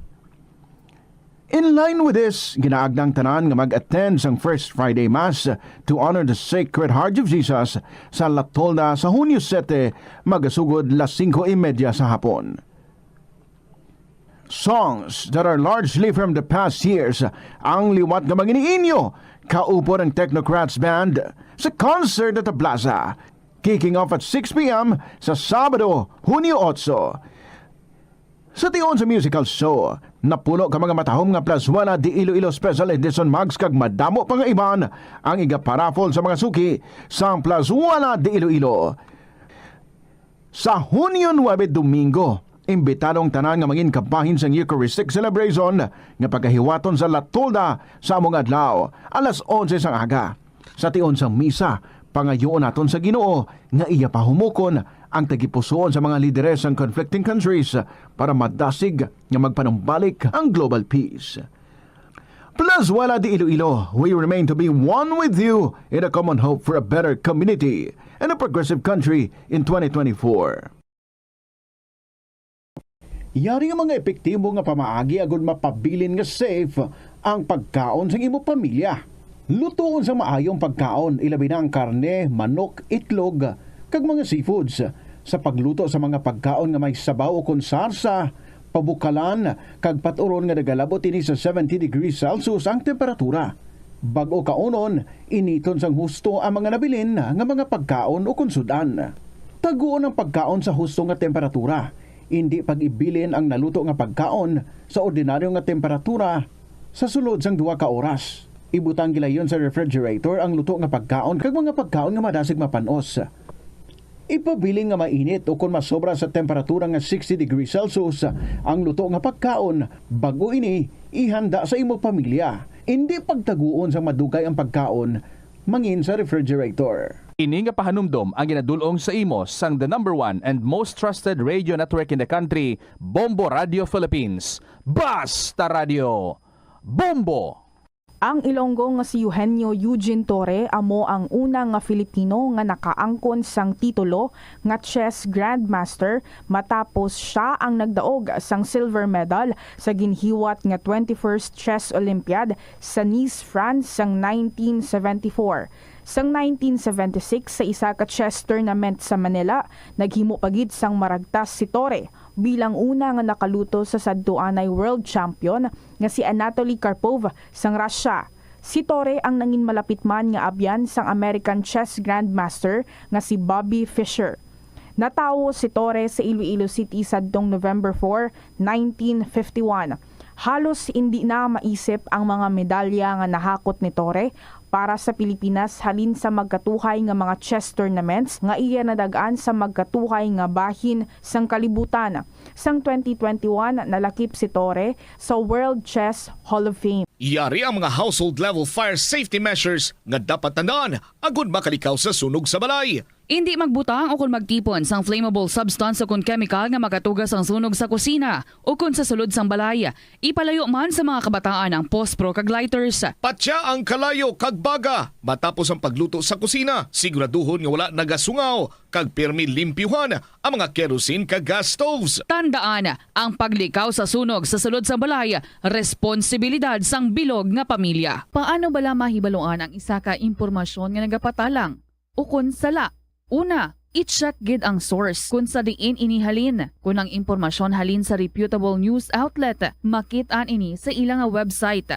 Ikaduha, i-check ang petsa sang gin-publish ang impormasyon o kung ang article. Ikatatlo, i-check ang detalye sang impormasyon. Basta hagid ang bugos nga istorya bangod posible nga ang detalye ang malayo katama sa nakabutang sa headlines. Mag-fact check. Kon kaisa, bangod sa imo nga kaakig, stress kag disappointment sa kabuhi, nagadesisyon kamo nga wala ninyo ginapalibugan kag ginapadalman. Gani likawi nga maghimo sang desisyon kung ikaw ang akig. Hatagi sang oras ang imo nga kaugalingon, bangod ang Sa Bomboradio Iloilo, Philippine Standard Time, 37 minutos sa kaligad sa takna siningalaw na balik diri sa pagpangalagad sa Bombo Aray sa Udto.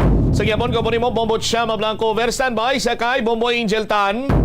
Balita ni Bombo Angel may kantanan sa gyapon sa reaksyon ni City Councilor Cabaluna, Cedric Cabaluna, may kantanan sa resolusyon nga gipasar kagapon ni Councilor Romel Duron nga ginapa-review ang implementasyon sa Public Utility Vehicle Modernization Program kay may mga kulang kuno sa mga kinahanglanon, no? Basta do arat sa financial, sa iban paginto, damo to kay may pulo kuno kung tani mo, no, ka mga balasihan before mo implement ang LPTRP, pero daw ay ni makitaan sang pila ka mga konsehal or kalabanan sa mga konsehal kay ambal ni Councilor Doron ay gratulon.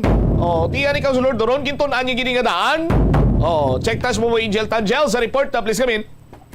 Nagpromesa si Iloilo City Councilor Cedric Cabaluna Bombot Cham nga pungkuan nila sang iya komitiba ang ginpasar nga sa resolusyon ni Councilor Romel Duron nga nagapanawagan sa mga nagkalain-lain nga government agency sa pag-review ng Public Utility Vehicle Modernization Program. Sa interview sang Bomboradio, si Councilor Cedric Cabaluna, chairman sang Committee on Transportation, iyaging pahayag na ginabi-abi niya ang resolusyon ni Councilor Romel Duron na in-refer anay sa iya komitiba.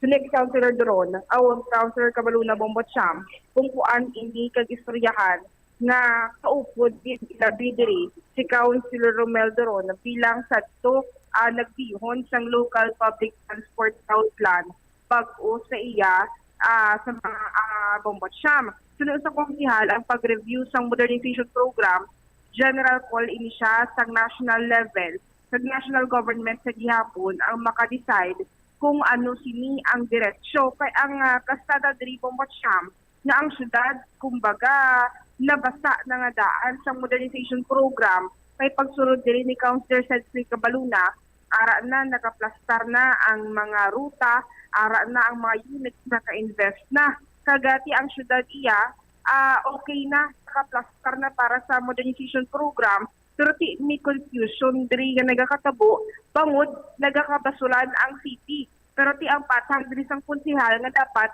ma-urgency man sa iban nga lugar diri sa Iloilo, especially sa probinsya ng Iloilo, na magpasakop man or i-fast track ang ilang modernization program kag ti amo man ni ang promesa ni Governor Defensor Jr. when it comes sa pag-fast track sang ila LPTRP.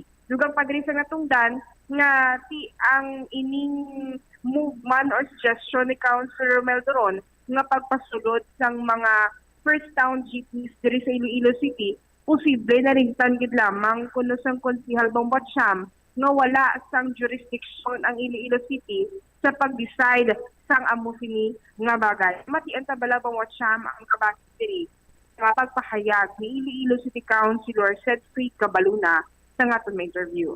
I think resolution niya calling for the reevaluation of the modernization program. Welcome taman ni sa aton committee level. We are happy nga gin-refer niya pa ni Anay una sa aton. Kaya we would like to weigh this in relation to what is really happening on the ground. No? Kaya ang pag-review, there's a general call for it nationally. No, kaya kadamo man sa mga gaps dira sa modernization program nga dapat na i-address. I for one would like really the national government to decide whether diretso kita sa modernisasyon o kung hindi. Kaya the City of Iloilo, kung lang taon mo ya, we have committed to it already.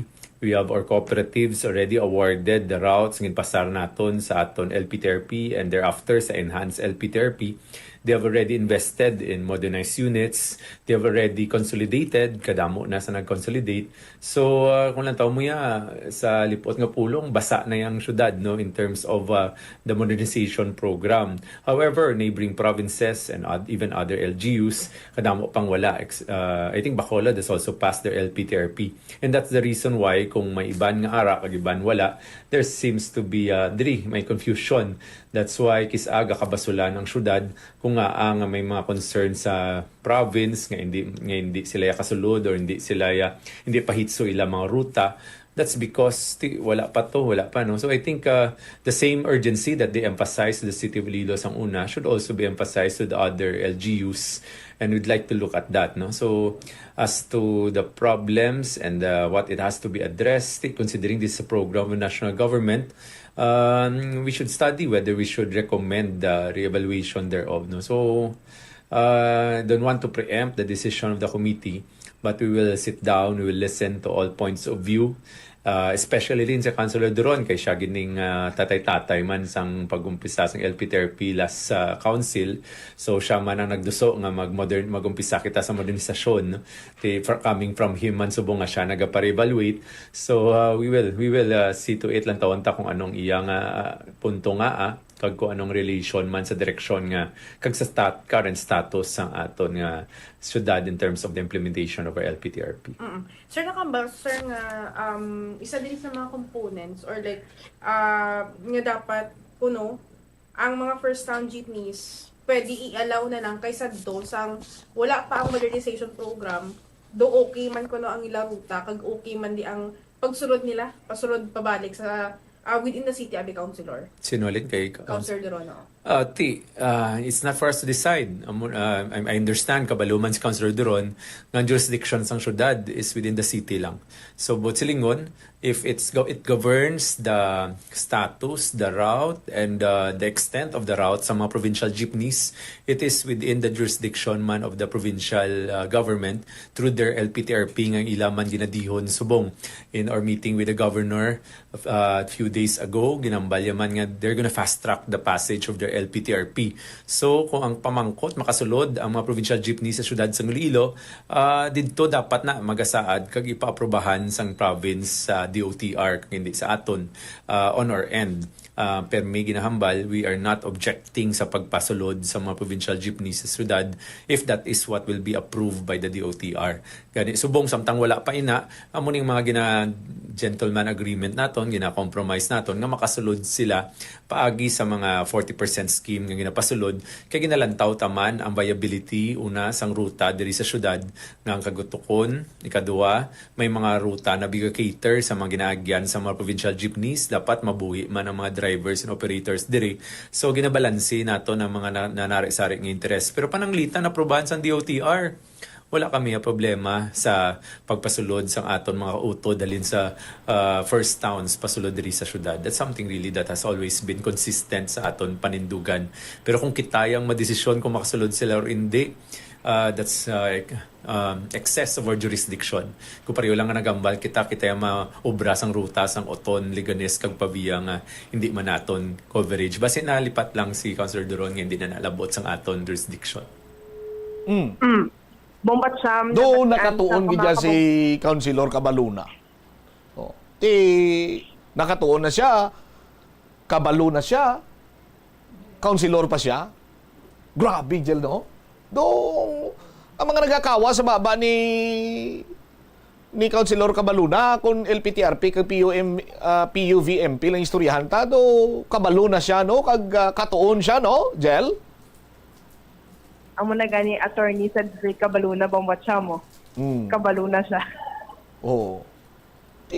Ang jurisdiction gali iya sang syudad sa pagdesisyon pagpasulod sa mga first town ara sa province. Tapos mambalya si Councilor Duron nga ipa-review kay dapat pasudlo na lang kuno diri ang mga taga-province. Oh. Ano man, sinong wide gatuon kag sinong nagatuon man? Ilan taon ta na kung committee hearing ko po ang committee ba ni Councilor Cedric Cabaluna mismo Bombat Sam kay para masturyahan na hindi lang puro representative per offices ang makadto, dapat konsihal gid mismo para nating masturyahan. Kada committee hearing kay sino representative lang permi gatambungaw? Mostly abi nga mga councilors, example may mga events abi mga assistants or mga kuan na lang nila mga ara sa office nila nga representative tapos gina pa-relay lang sa ilang information mo WhatsApp. Amo na bala, Jel? amo na blang dalagan sing istorya, no? Amo nang kung sa ano pa bla sa amon nga mga hasindiro, mortal sin na mo. Magpatawag kami asang meeting, dapat yang matambong na mga sindiro man. Meeting sa mga sindiro, padalaan mo to imo sang kartap. Ba mo kanong kartap, Jel? Karga tapas. Karga. Pati padala mo to imo ka karga tapas. No offense meant ha, pero bala mo nga meeting niya sa mga hari, padalaan mo to imo ka kusiniro. Tiyan mo man na, bala mo meeting sa mga konsyal, padalaan mo to imo ka staff mo dira. Oh, timaga mo malang na kung kada may mga meeting or kinanglano ng presensya sang isa ka city councilor, padalaan niya ka staff ya, mas mayo pagurong ang staff ya na lang mabatong kasweldo. Amo nagila na obra nila da. Tugyan pa nila sa ibang tawo. Jel, why kaya hindi kaya king si mo jela? Gina-practice ko lang ang sa komentary balang rise and fall.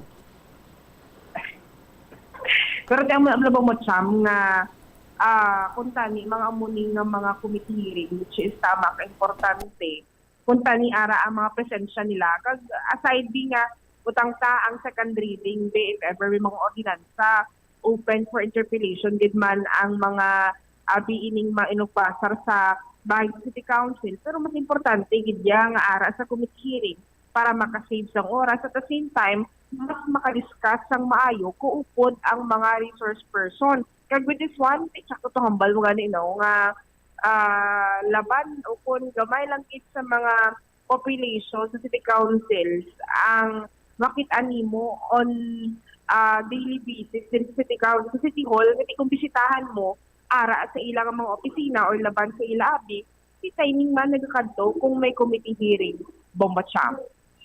All right. Ini si Bombo Angel Official Tana para sa number 1 and most trusted radio network in the country, ang Bombo Radio Philippines. Basta radio, Bombo. Salamat kid na Bombo Angel Tan. Kung ako yung maglantaw, wrong move niyang resolusyon ni Councilor Doron mo. Oh, wrong move ni Councilor. Why gid sa may nakahutik di resibo nga man ang wrong move aw. Ti kung papunuan ta, ikaw ning una nagduso mo. Tapos sa itong palpak, blood po sa ngayo, kasuri, ito kay damo natugahan sa nguol, damo ipasakripisyon nyo. Di ba? Nanalo lang niya si Councilor Cabaluna. Tigalang ipagsalo ni Councilor Cabaluna, kung baga pa bala may advantage, saya kay nakita yun ang adaan ng problema mo.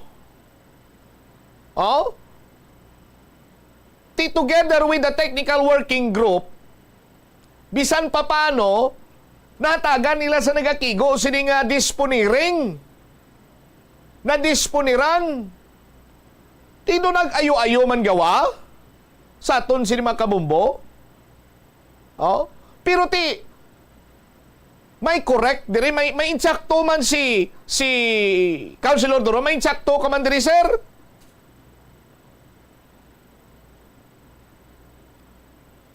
Ang insakto mo dire, ginambal mo kagapon nga sa mga component, nakita mo nga daw hindi preparado kag wala makumplito. Sa bahin sang financial aspect, ting iban sining nga mga kooperatiba, hindi pa man kumplito gid sinang numero sa ilang nga mga unit sa gin hatag sa ila or napartiniser sa ila siniyang nga mga ruta. Tinsakto ikaw dira sa aton sini makabumbo, pero hindi ka magkalipat nga ikaw una nagduso ni nga sa pagduso mo tuya kumplitong components ang Public Utility Vehicle Modernization Program aw. Hindi man to kumplito sa aton sini makabumbo. No?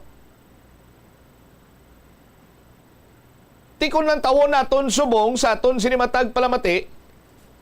Bisan sa pagpasulod na lang gani sa isyu nga makasulod diri ang mga first town provincial jeepneys.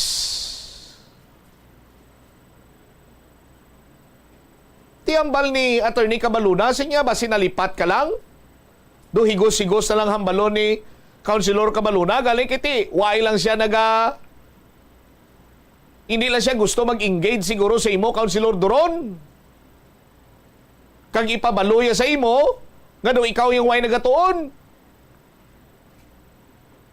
Kay way niya sa jurisdiction sa syudad nga magmando or magdesisyon kung makasulod ang mga provincial jeepneys diri sa syudad sa Iloilo. Ara na yan nagasandig sa LPTRP man sa probinsya. Oh. Ti sa punto nga ipa-review ang implementasyon sang LPTRP, sang Public Utility Vehicle Modernization Program, diri sa syudad sang Iloilo, kay Councilor Duron, gintun-an niya, kag ang iya sini nga iban nga mga kaupdanan, wala kuno nagtuon, kag do kasubong nga gin padalian lang, that is why nga damo kuno problema. Subong! Sa aton sini mga kabumbo. Oh. Pero kung nanotisyaran, yun ang naghagan-hagan gawa ang pagpugok sa dalagan sa trapiko diri sa mga mayor nga dalanon sa syudad, di ba? Subot silingon, sa aton sini nga mga tagpalamati, bisan pa paano, may natuga nga epekto in terms sa pag-decongest sang traffic diri sa syudad sang Iloilo. No? Kay isa sa mga mas labing maayo ining mass transportation. Kung sa traditional jeepney, siyam-siyam, 18, duwa sa front seat, 20 ang sarang mapasakay nga pasahero. Sa minibus, sa the so-called modernized jeepney, tiyang makiter sini nila pila 30 hasta 31. Kung dalok-dalok ng iyang kooperatiba, kag dalok-dalok man ang driver, kag ang konduktor, ti hasta 40, tindugana, ipasudlo nila. No? Kaya naman, sa aton sinimatag palamati, nalipat si Councilor Duron or why lang siya makatuon ng implementation sa Public Utility Vehicle Modernization Program. No? Kung saan pa bala nakaangkuray ni sa programa sa national government.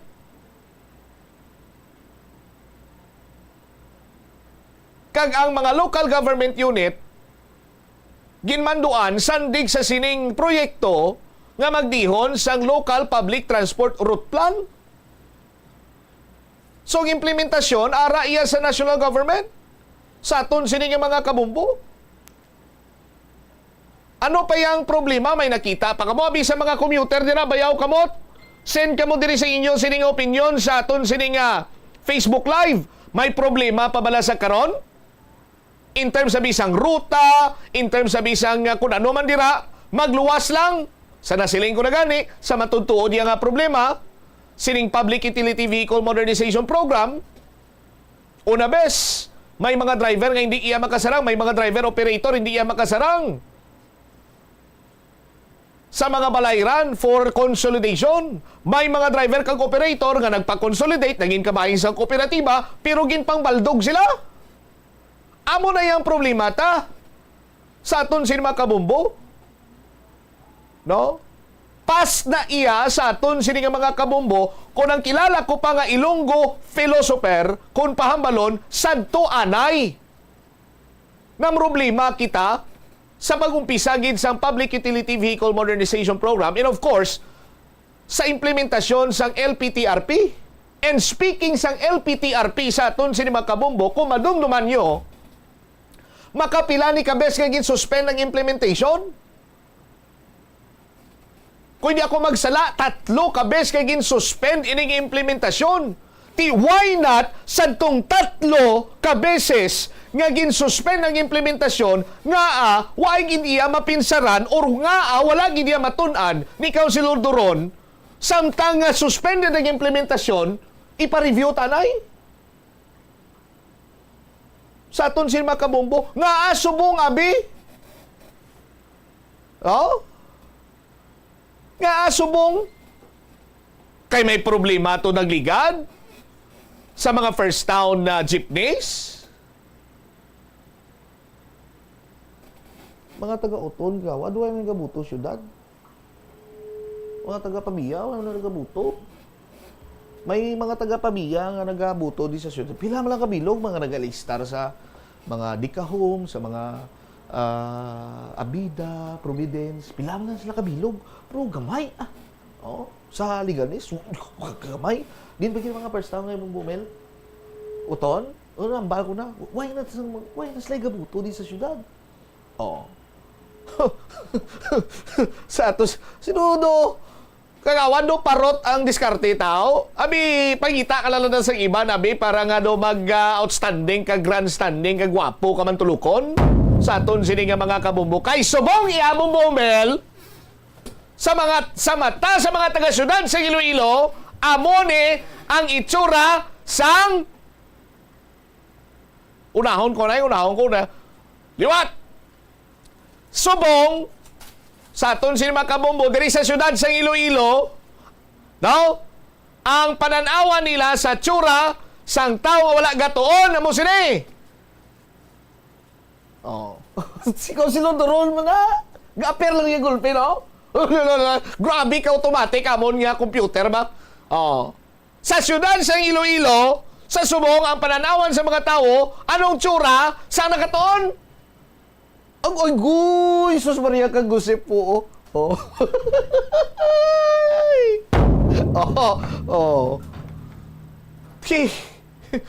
Ano man? Committee Chairman on Public Utilities. Councilor Dorong, kung ako si mo, tutuki, tubig bla. Tubig sa tubig bla. Kaya bla mo, problema ta tubig. Subong, mas mayor to mapatawag. Saan ko galing kagwa na si mayor ay pa? Kunsyal, may plano to si mayor nga, ato lang niya. Yotek ko lang si mo. Plano to si mayor ipatawag ito ang Metro Pacific Iloilo Water, mga bulk water supplier, para nga mitingan to nila. Kaya ang bali mayor ko na, hindi sa gusto mong padayon ng sitwasyon sang kakulang sang tubig diri sa syudad. Di ko nakusi mo. Dira ka naman niya. Bay ilang transport, kay transport do, parot ka na. Kay kadaan, ikaw to nauna nagduso sa LTRP ito nga palpak to. Di mabalik na yapo si mo. Kung silur, sa tubig lang, tubig. Kurente, duway man tayo problema sa kurente. Duway tayo problema ya. Powerful ang more power galing kung isa may medyo bangod sa mga scheduled. May scheduled power interruption, may mga maintenance sila. May mga brown out man. Pero, unsyal, ako na nigautik si mo. Bala mo naman nga mo. Grupo. Slud sako na ano man. Sa tubig ka lang yabla. Tutuki ng problema ta sa water. Pero, antes ka magtutok sa problema sa tubig, konsyal. Take lang ni Simo. Total, duwa naman lang kita. Bumumil. Tatlo na ni bumumil. Konsyal. Munyo. Antes ka magtutok sa tubig, tanda mo ginigamba ko, water supply is different from water distribution. Amo lang natandaan mo, no? Lain niya nga bagay o lain niya nga espito ang naga-distribute kasang tubig, kag naga-supply kasang tubig. Dira ka lang. Konsyal, basi pa lang, dira ka mag outstanding, grandstanding, standing ovation. Kung basta may standing lang Basi kung tubig tutukan mo, damo na napiktado sa tubig. Subong, kakulang sa tubig. Basi mag number 1 ka na. Sa aton, dra ka lang sa ato. Ato na, hindi ka manugin na. Basi may mamangkot si mo, sino nag-utik-utik si mo ni, nga mo na, basi kung ni, hambalong mo na nga bubutsam, ako nung abido, why tiya nagkakita ay kadua, kay guway ginman. Ako niya hutik lang ni si mo, iti, grupo taya, sa aton, sino makabumbo. Ano may nag-request ako, no? Liwat ko, no, be? Tsura sa way katoon, be! Tsura sa way katoon. Tsura sa nakatoon, be? My goodness, so Maria kang gusip po. Pariyom lang isla, former committee chairman ng transportation, kag current committee chairman on transportation. At isa ko magbiya, tsura sa ang way katoon, be?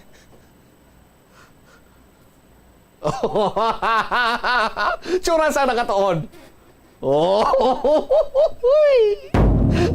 Standby na kamo sa kahapon lamang program kaupod sa kay Tita Regine. Panay lang kamo sa pagsunod sa mga pagpalayag sa Bombo Radio Iloilo no, through social media platform, ang Facebook Live, no, subong man ang aton sining YouTube channel kag sa aton sining Bombo mobile app. No? Kag siyempre sa aton sining mga kabombo, panay lang kami sa pagtutok kung inyo sining ginagamit ang inyo sining mga transistor radio 837 kHz sa inyo sining mga radio dial.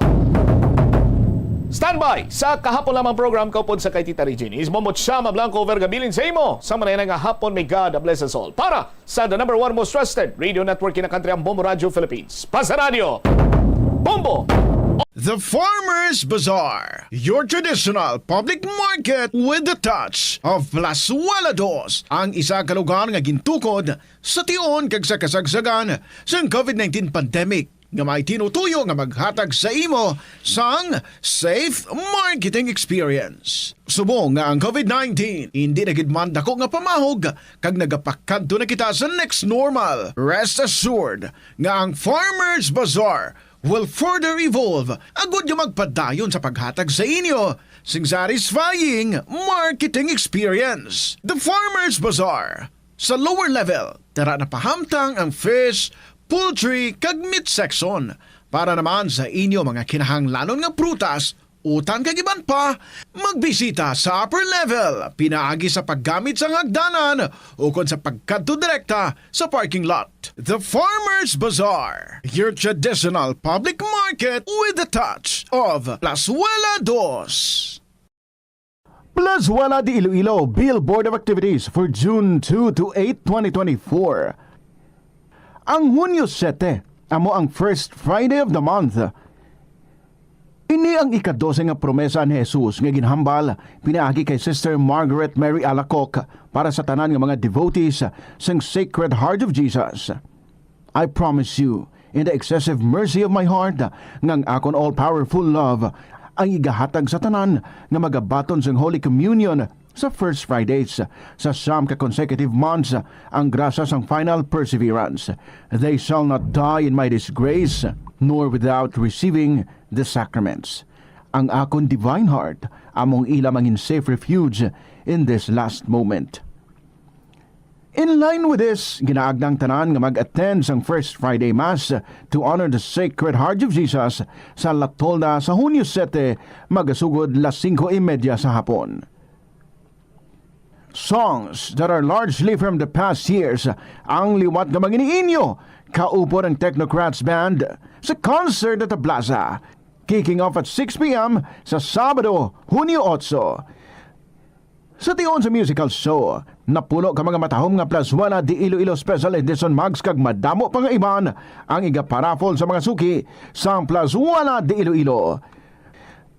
Sa Hunyo 9 Domingo, imbitadong tanan nga mangin kabahin sa Eucharistic celebration nga pagkahiwaton sa La Tolda sa among adlaw alas 11 sang aga. Sa tion sa misa, pangayoon naton sa Ginoo nga iya pahumukon ang tagipusoon sa mga lideres ng conflicting countries para madasig nga magpanumbalik ang global peace. Plazuela de Iloilo, we remain to be one with you in a common hope for a better community and a progressive country in 2024. Ang pinakaunang international bank sa luwasang Manila ginbuksan sa Iloilo sadtong 1883. Ini amo ang Hong Kong and Shanghai Banking Corporation o kun HSBC. Tuig 1875 sang una nagbukas ang branch sa bangko sa Binondo, Manila. Kag April 2, 1883 sang nabuksan ang una nga sangay sini sa Iloilo. Una nga nagtanyag ang bangko sa mga financial services nga nagpasanyog pa sa industriya sang kalamay sa pungsod. Kag sang ulihin nagfinance man ini sa pagtukod sa mga railways. Naghatag man ini sang ayuda sa mga negosyante ng Ilonggo nga nagsulod sa import kag export industry.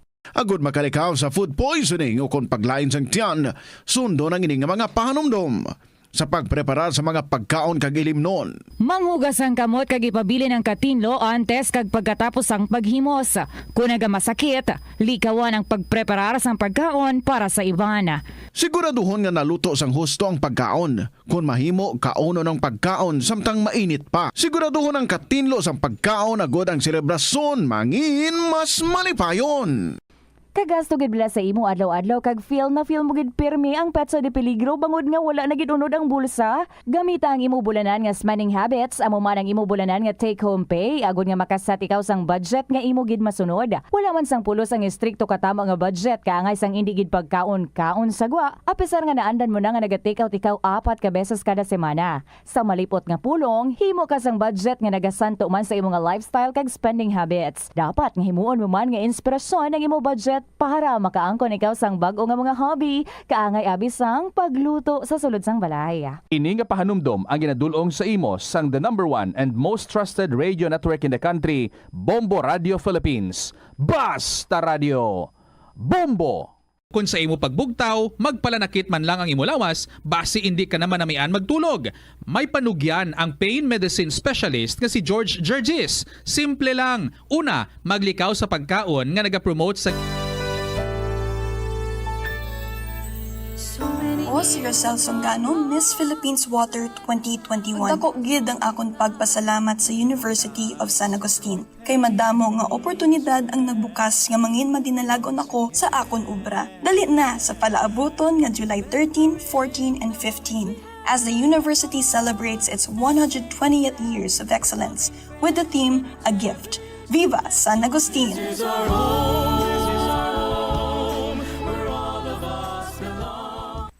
Ang cyberbullying among paggamit sang offensive kag masakit nga mga tinaga online na ukon pinaagi sa text. Ang bullying ang nagatuga sang kasubok kag depresyon sa biktima. Magluwas ni, magabatyag siya sang kaakig, pagkadula sang interes sa mga butang nga iya naluyagan kung ikaw ang ginbully. Una nga tika nga imo himuon, amo nga magpangayo sang bulig sa tawo nga imo masaligan. Paano ka bala makabulig nga mauntat na ang bullying? Simple lang, don't be a bully. Hindi mag-post online nga makahatag sang sakit sa balatyagon sa isa ka tawo. Kadungan sang pagtigulang, nagataas man ang risgo sang vitamin deficiencies nga nagatuga sang physical kag emotional changes. Santo sa isa ka scientific study, ang B vitamins ang importante agod nga mag-function ang body cells nga nagabulig sa metabolism, paghimo sang bago nga blood cells kag nagabulig sa pag-maintain sang healthy skin cells, brain cells kag body tissues. Magluwas sa supplements, lakip sa mga pagkaon nga bastante sa vitamins sa ang karne, whole grains, prutas, gatas, cheese kag mga ulutanon. Mga kabombo nga motorista, yari ang mga pamaagi agud makatipid ka sa gatong. Ipasiguro nga yara permi sa maayong nga kondisyon ang imo salakyan. Check yara ang imo nga goma kag siguraduha nga yara sa husto nga tire pressure. Likawan nga naka-idle ang makina sang imo salakyan bangod nagakonsumo ini sang gatong. Buksi ang bintana sang imo salakyan kag magamit lamang sang aircon kung kinahanglan. Kag pakamaayuha nga mag-commute na lang o kung maglakat-lakat kung malapit man lang ang imo kadtuan. Likawan ang aggressive driving kag padalaga ang imo salakyan sa husto lamang nga kadasigon. Paano ipabilin nga matinlo ang ginakaon nga mga prutas kag utan? Dapat nga regular ang paghugas ng kamot nga may habon sa sulod sang 20 segundos bag-o kag pagkatapos mag-uyat sang anuman nga butang. Hugasan sa maayo mga prutas kag utan gamit ang tubig bago ini kaunon o kun isimpon sa ginaluto nga pagkaon. Likawan nga maggamit sang habon o kun bleach o kun anuman nga kemikal sa paghugas sa mga ini. Lutuon sa maayo ang mga utan agod mapatay ang mga mikrobyo nga nagatapik diri. Kung ikaw may ubo o kung sipon, mas maayo nga itugyan na lang sa iban nga miyembro sang pamilya ang paghanda sang pagkaon agod malikawan ng cross-contamination. Ini nga pahanumdom ang ginadulong sa imo sang the #1 and most trusted radio network in the country, Bombo Radio Philippines. Basta Radio Bombo! Yari ang masunod nga mga energy safety tips agud maging safe ang tanan. Sa tion sang bagyo, kung may anunsyo na nga storm warning, mag-charge na sa mga cellphone, emergency light, kag iban pa nga mga device, bangod mahimo nga madula ang kuryente. Likawan ang paggamit sa mga appliances kung may bagyo. Sa pagpamati sang balita, mas maayo nga magamit sang battery nga radio. Kung ginalauman ang pagbaha sa inyong nga lugar, mas maayo nga i-off gilayon ang main switch kag circuit breaker agud malikawan ang disgrasya kag pagkaguba sini. Magtipid sa paggamit sang kuryente, pinaagi sa mga masunod. Ito ang Bombo Radio Philippines. Fully digitalized. Numero 1 sa balita, komentaryo, drama at serbisyo publiko. Bombo Radio Philippines. Bombo Radio Philippines. Ang inyong #1 at most trusted radio network in the country. Basta Radio Bombo! Good afternoon sa inyo tanan mga kabombo. Baw, nagtupa ang ulan diri sa syudad sa ang Iloilo. Kagi nagapasaka ako diri, nagaturo talithi pa lang. I do not know subungayan, basi nagbasko gid. But anyway, rain is a blessing. Good afternoon. This is Tita Regine. Welcome sa Kahapon Lamang program. It is also a blessing having you around, always being there para sa Kahapon Lamang program. So ginapasalamatan ko kita say welcome everyone. Tanan nga nagatutok diri, tanan nga nag-join sa Kahapon Lamang program, sa mga letter senders naton. Thank you, thank you, thank you, kid. And once again, maga-enjoy kita sa mga istorya nga aton nga nabaton diri. May ara nga nag-request for today, gid. Baw, sus. Lolang pa rin, minsan lagi ako sa imo. Dapat kani kahapon naton gid basang imo isa ka letter, no? Kay wedding anniversary nila sa iyang husband. But anyway, sige, second story ang imo. Ha, lola ang pa rin. So, bantayan mo gid dira. Unahon ta, ining nagpa-request for today, June 6, si Sacrifice Mother sang Uton. Personally, ginhand in sa aton ang iyang story. Gani sa tanan dira nga nagaupod na sa aton. Thank you, gid. Welcome sa Kahapon Lamang program. Sa gihapon, this is Tita Regine. Kag mangin kaupod ninyo sa pagbasa ko sa mga istorya nga aton kuwaan sa mga kalingawan kag inspirasyon para sa sini nga hapon. Kag kumustahon ko man ang mga istorya ninyo dira. Basi tapos na. Pwede na.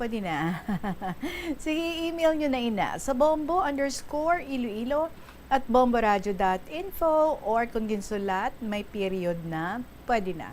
Isulod sa envelope and then ipadala nyo lang sa Kahapon Lamang program, DYFM, Bombo Radio, Iloilo, Sky City Tower, Mapa Street, Iloilo City.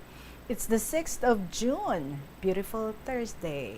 May ulan-ulan. Welcome sa Kahapon Lamang program. Aring ato ng bahanon para sa aton tanan from Princess Valles. Taken as a crush. Good afternoon.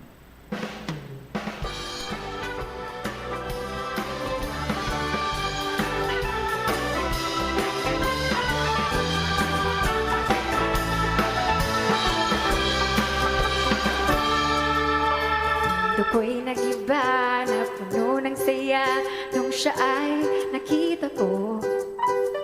Nakapulong pula, siya'y astig pumorma, parang ang bango-bango.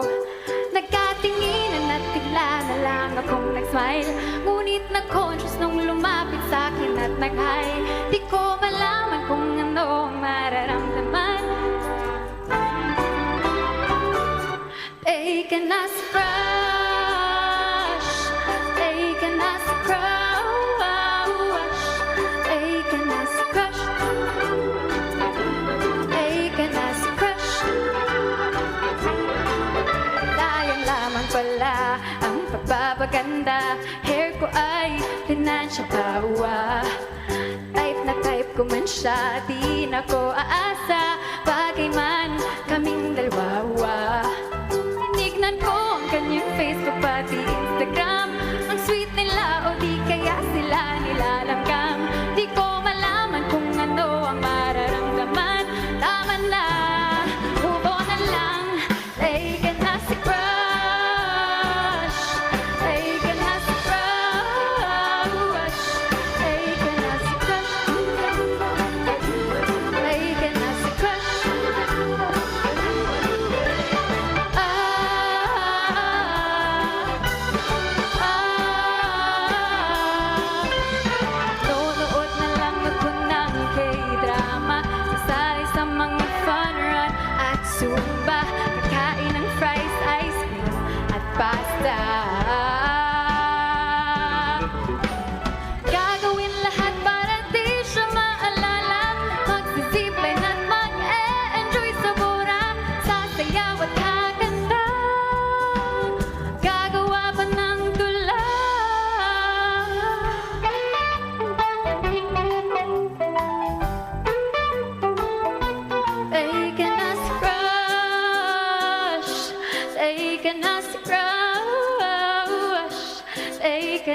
crush. Ay ka na, ay ka na, ay ka na si crush. Ay ka na si crush. Ay ka na si crush. Ay ka na si crush.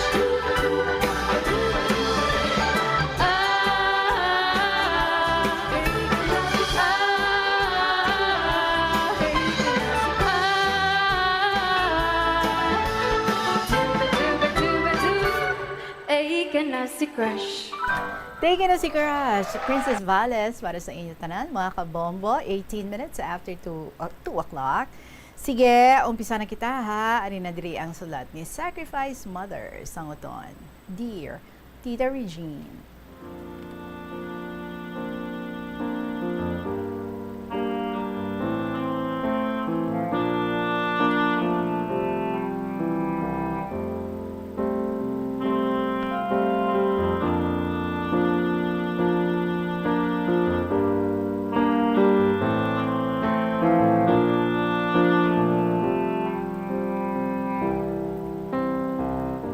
Mayong hapon sa inyo tanan dira nga mga katapo sa Bombo Radyo, kag tanan nga nagapamati sa kahapon lamang program.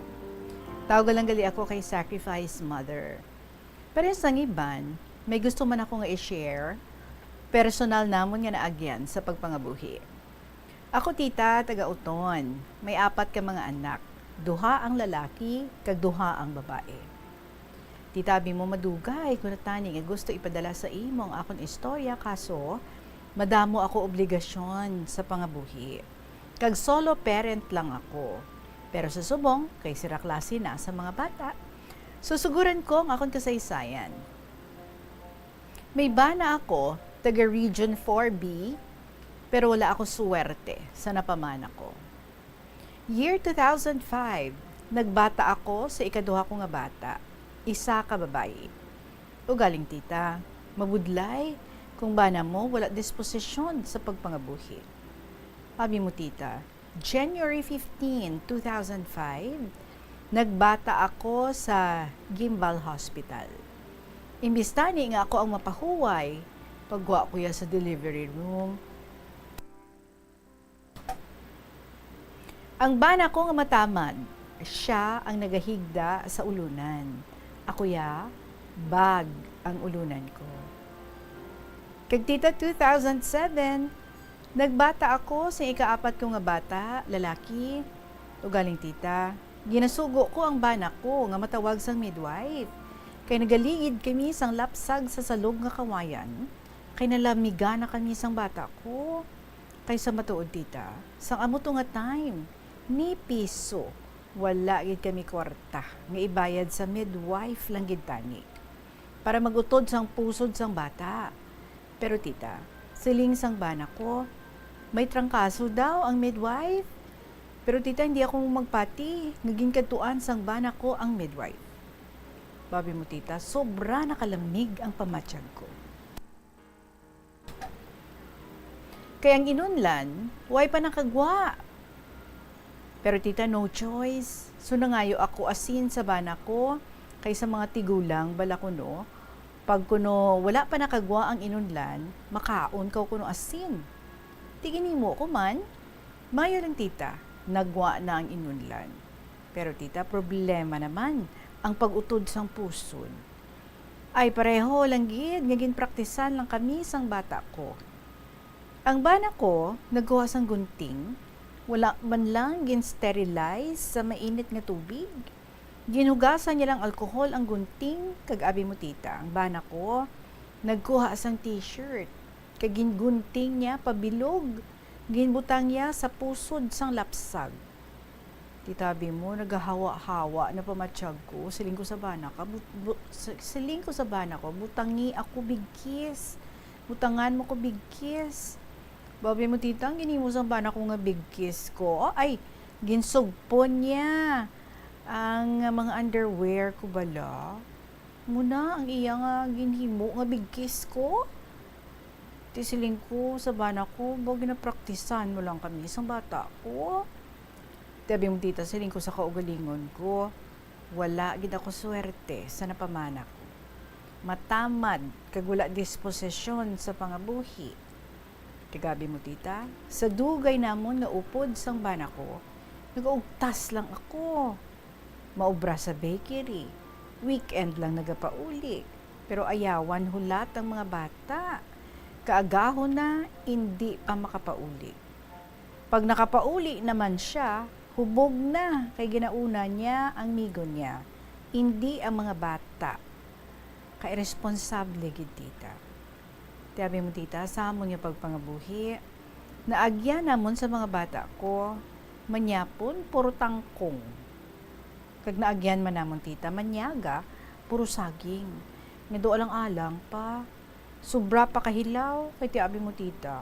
Ginsugo ko ang bata ko nga subang, nga siling ko mangutang siya sa tupad balay namon.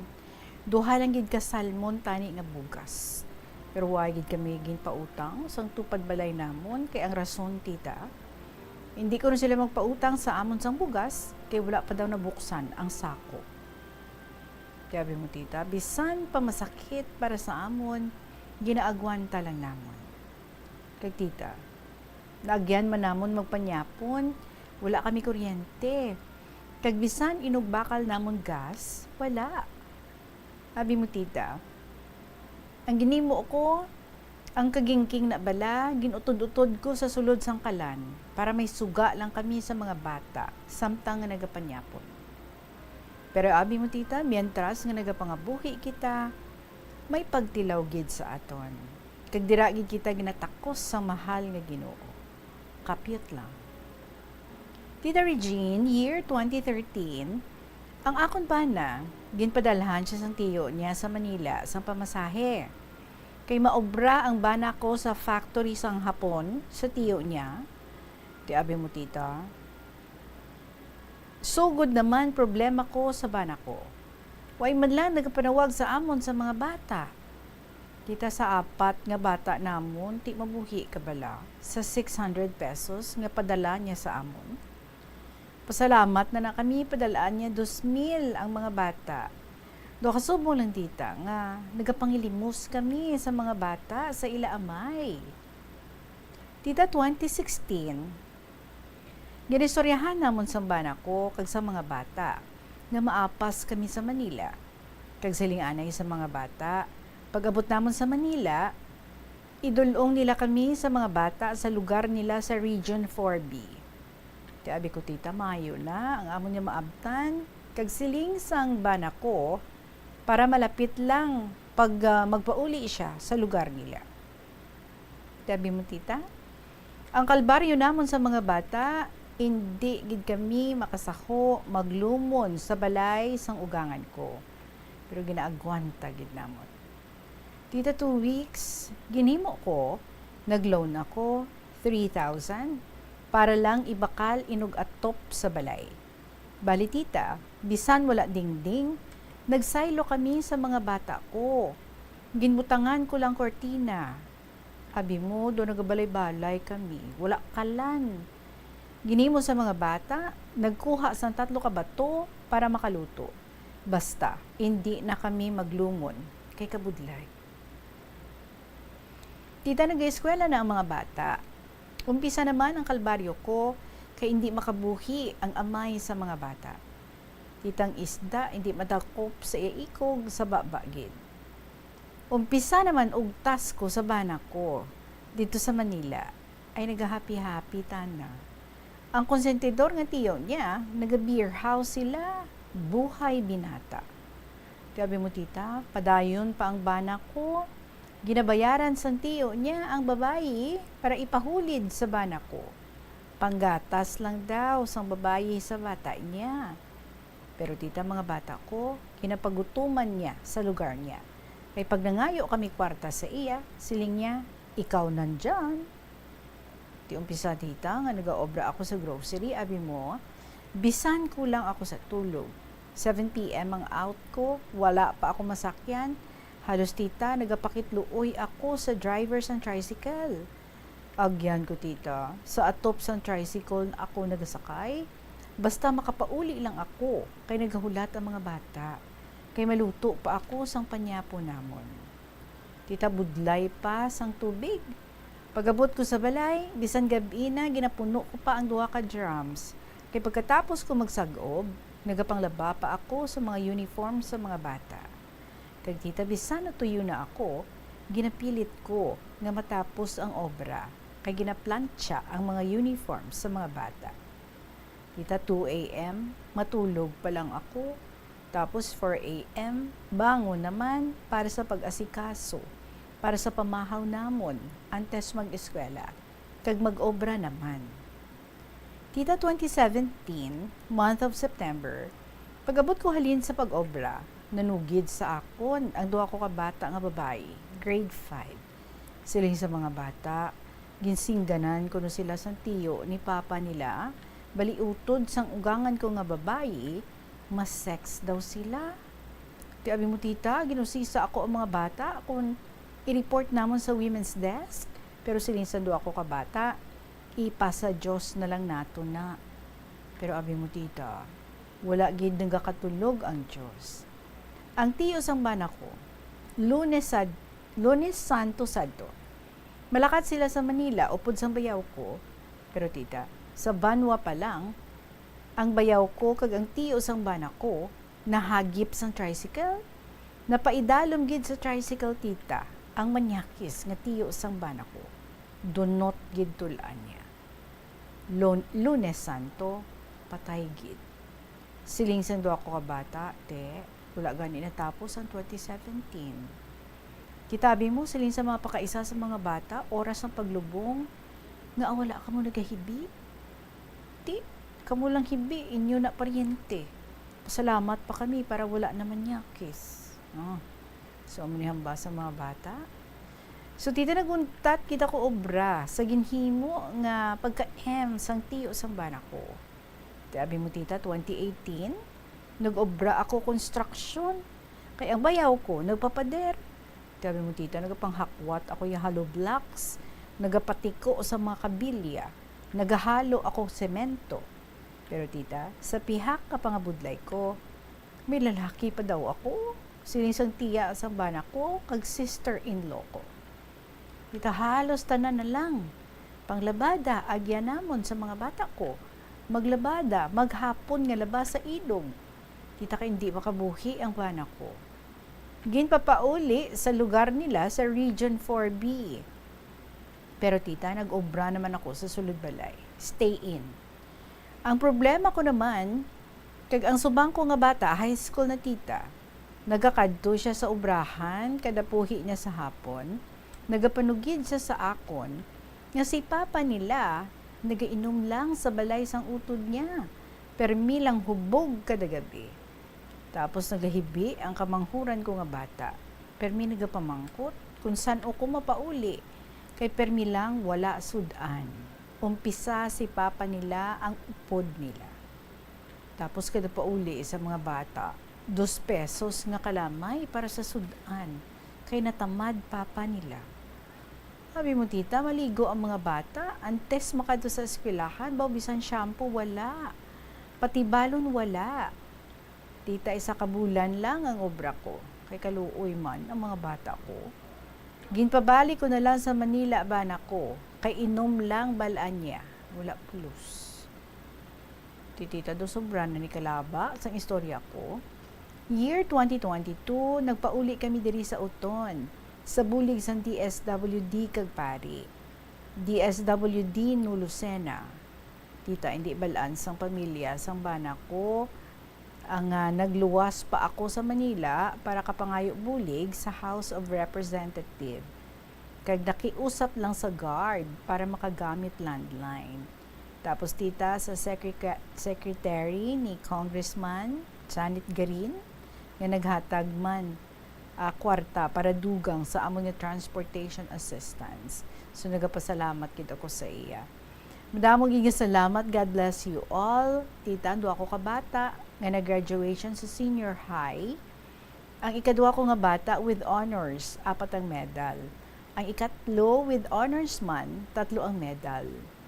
Sabi mo tita, wala absent ang mga bata. Bisan ano kami kapigado. Isa na ka-serve nga utan, 3 sila matunga. Kag tita, solo parent na ako. Kay ginpalayas kami sa ugangan ko. Kay ang ginpili isang bana ko, nanay niya. So pasensya ka na kay masyado kalaba ang sulat ko. Madamo pa tani ako istorya, parte sa ugangan ko. Kay utod niya, isa lang sila kabana. Ay, so more power na lang sa kahapon lamang program. God bless us all. Just call me Sacrifice Mother Sangoton.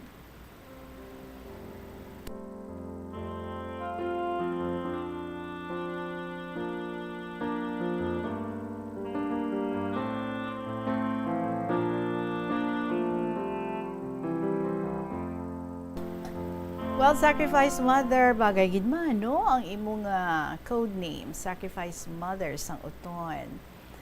Pero sige lang, no? We continue to pray nga magbago ang imong husband, and we hope it would never be too late para nga makarealize siya, para nga magbago siya, kag ulikdon niya kamo, especially ang mga kabataan.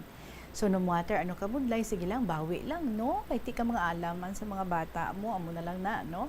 Ang imo nga himuon nga inspirasyon sa tanan nga mga pagsakripisyo mo para sa ila, nga matagaan mo sila. Bisan ano ka budlay, isang maayo man nga future by supporting ang ila nga pag-eskwela. So let's hope nga mag-ukod gid sila, kag ang duha pa gid nimo ka mga kabataan. Later on, after sang kabudlay, ti definitely, kung gapaninguha man lang, no, gabinuligay man lang, may comfort gid, may sulhay gid nga mag-aabot.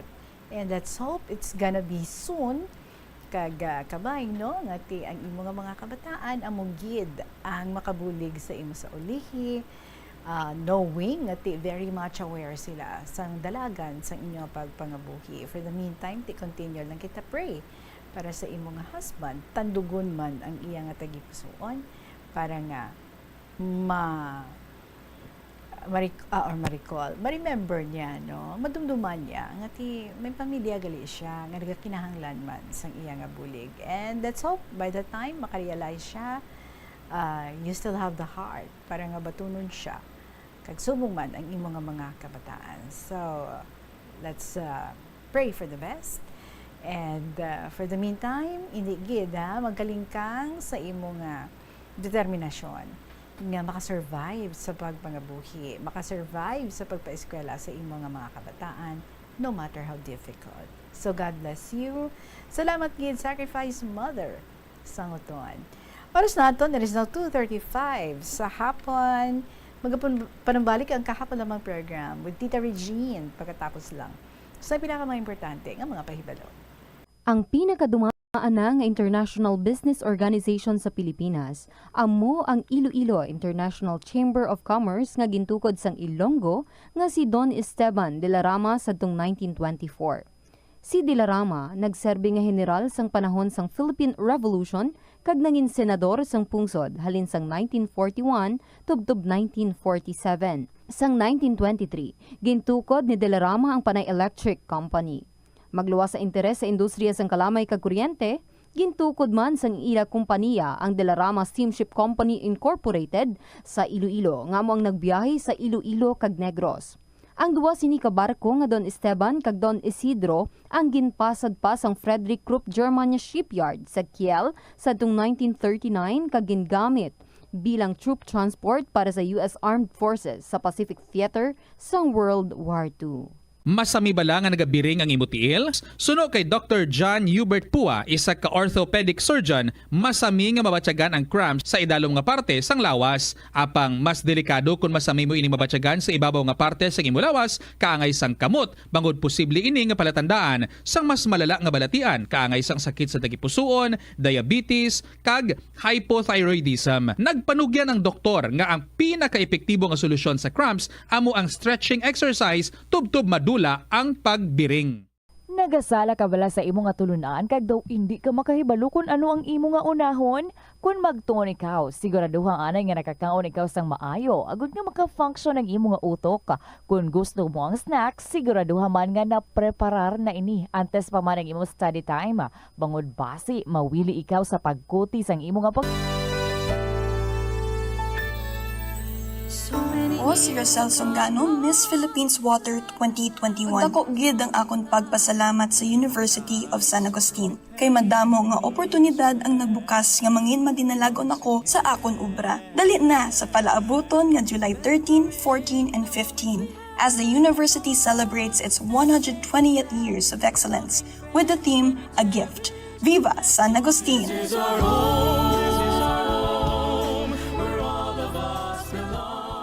Gabulig sa paglikaw sa nanuhay tuay nga balatian ang simple nga pagkaon sang citrus fruits kaangay sang pomelo nga puno sang powerful immune boosting antioxidant. Ang pomelo ang puno man sang lycopene, isa ka anti-inflammatory, anti-aging antioxidant nga nagapanami sang supat. Ang duga naman sang panit kag dahon sang pomelo ang natukiban nga makapatay sang cancer cells kag nagapalikaw sa paglapta sini sandig sa test tube studies. Kaunta sang La Paz Batchoy. Ang Iloilo ang kilala bilang home of La Paz Batchoy. Mahimo kagid nga maglibot sa Iloilo, mag-food trip, kag ikaw mismo ang maghusgar kung ano ka namit ang La Paz Batchoy. Pwede mo gid ma-enjoy ang La Paz Batchoy nga may pandesal kag puto. Butangi man sang gamay nga paminta kag patis ang sabaw. I-mix sang maayo. Kag enjoy. Kung kulang pa kag wala pa nabusog, pwede gid nga magpadugang sang sabaw. Sa kasakuon sa mga ginikanan subong, tumalagsahon na lang kamo nagaupod bisan magkaon. Apang bisan anuman kun tani nga kasakuon sang miyembro sang pamilya, hatagi gid sang oras nga kamo makaupdanay sa kalan-an o kun makalagaw kun wala sang trabaho. Kung nagaplano sa aktibidad agod nga maka-enjoy upod ang imong nga pamilya, tandaan nga ang focus nyo amo ang pag-spend sang inyo oras nga updanay kag wala dapat sang iban nga mga bagay nga ginapaminsar kaangay sang trabaho o kun homework. Pila ng imo edad? May savings ka na bala? Ang iban sa aton nagakabudlayan magkinot o kung mag-save sang kwarta. Apang paano bala iniumpisahan? I-separate ang wants kag needs. Pamangkuton ang kaugalingon kung bala kinahanglanon gid ang imo nga baklon. Kung ginakulang ka na sang kwarta, hindi ini dapat pagastuhon sa butanga hindi man lang importante. Kung hindi ka gid makakinot, mas maayo nga buhinan mong imo expenses. Mag-set sang goal. Umpisahi ang pagpanumdum kung para sa diin o kung para sa ano ikaw nagakinot. Paano ba lamang kalikaw sa aksidente sa dalan? Yari mga tips nga dapat tandaan sa tion nga nagamaneho. Una, likawan ang masaming nga pagsaylo sang linya. Ang swerving o kung pagsaylo sang lane sa isa ka delikado nga maneuver nga masabi ginatunaan sang bunggo anay. Kung himuon ini, siguraduhon nga may bastante ang oras kag espasyo. Ikaduha, i-check ang blind spots. I-check ang mirrors kung clear ang alagyan. Magbalikid o kung maglantaw sa nagaagi sa ibang nga anggulo, agod makasigurado nga maathag ang alagyan. Ang responsable nga driver ang masaming nga handa sa anuman nga aksidente. Kabahin na sang pagkaresponsable ang pagkuha sa nga insurance agod masigurado nga may peace of mind sa dalan. Ini nga pahanumdom ang ginadulong sa imo sang the #1 and most trusted radio network in the country, Bombo Radio Philippines. Basta Radio! Bombo! Tanan kita mayara sang mabulig agud pakibatuan ang climate change. Magamit sang bag nga pwede magamit sang liwat-liwat agud mabuhinan ang plastic bag nga ginahaboy. Bangod ini nagatugas ang greenhouse gases. Ikaduha, hindi masumi magamit sang computer. Kung 4 ka oras lamang sa isa ka adlaw ang imo nga paggamit sang computer, makabuhing ka na sang carbon dioxide emission nga 83%. Ikatatlo, kung malapit man lang imo nga kaladuan, mas maayo nga maglakat o kung magsakay na lang sa bike. Magluwas sa makakinot ka na, mabuhinan pang polusyon nga nagatugas ang climate change. Yari ang mga tips nga dapat mo tandaan para mangin safe kag healthy ang pagkaon sa imong pamilya. Maglikaw sa tuman ka matambok, maasin, kag matamis nga mga pagkaon. Basahon sang maayo ang label sa mga balaklon kag i-check gid ang ilang nga expiration date. I-check sang maayo ang ginabakal nga karne kag isda agud makalikaw sa diarrhea kag food poisoning. Likawan naman nga magbakal sa mga unlabeled kag ginrepack nga mga pagkaon. Kung ginrepack gid man ini nga mga pagkaon, kinahanglan nga mayara sa gihapon ini sang husto nga label information. Ini nga pahanumdom ang ginadulong sa imo sang the #1 and most trusted radio network in the country, Bombo Radio Philippines. Basta Radio! Bombo! May kilala ka bala nga mga bata nga mahilig sa video games? Nagausik bala ini sang inoras sa paghampang sang iya ginakaadikan nga games? Isa ka pagtuon sang American Academy. Tuloy kita mga kabombo kag basahon ta niyo ang sulat sa nag-wedding anniversary kahapon. Basi kung Lucion gid kita si Nino sa kilid ni Lola Amparin.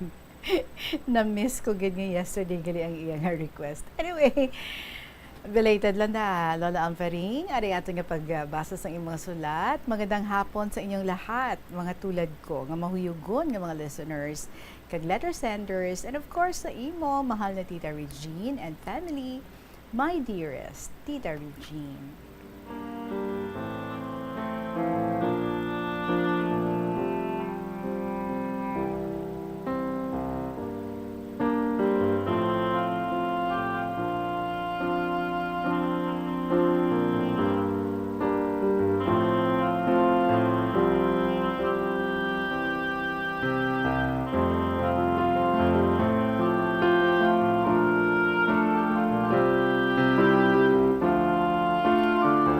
Tita Regine, bisan medyo hindi manami ang akon nga pamatsyag subong, pero ginpilit ko nga magsulat kay ti June 5 ang wedding anniversary namon.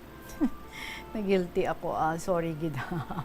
Noong June 5, 1957 at almost 67 years na sa tong mga panahon or mga adlaw nga buhi pa ang akon nga better half. Permigid na kami bala, bisan gamay lang may handa gid kami.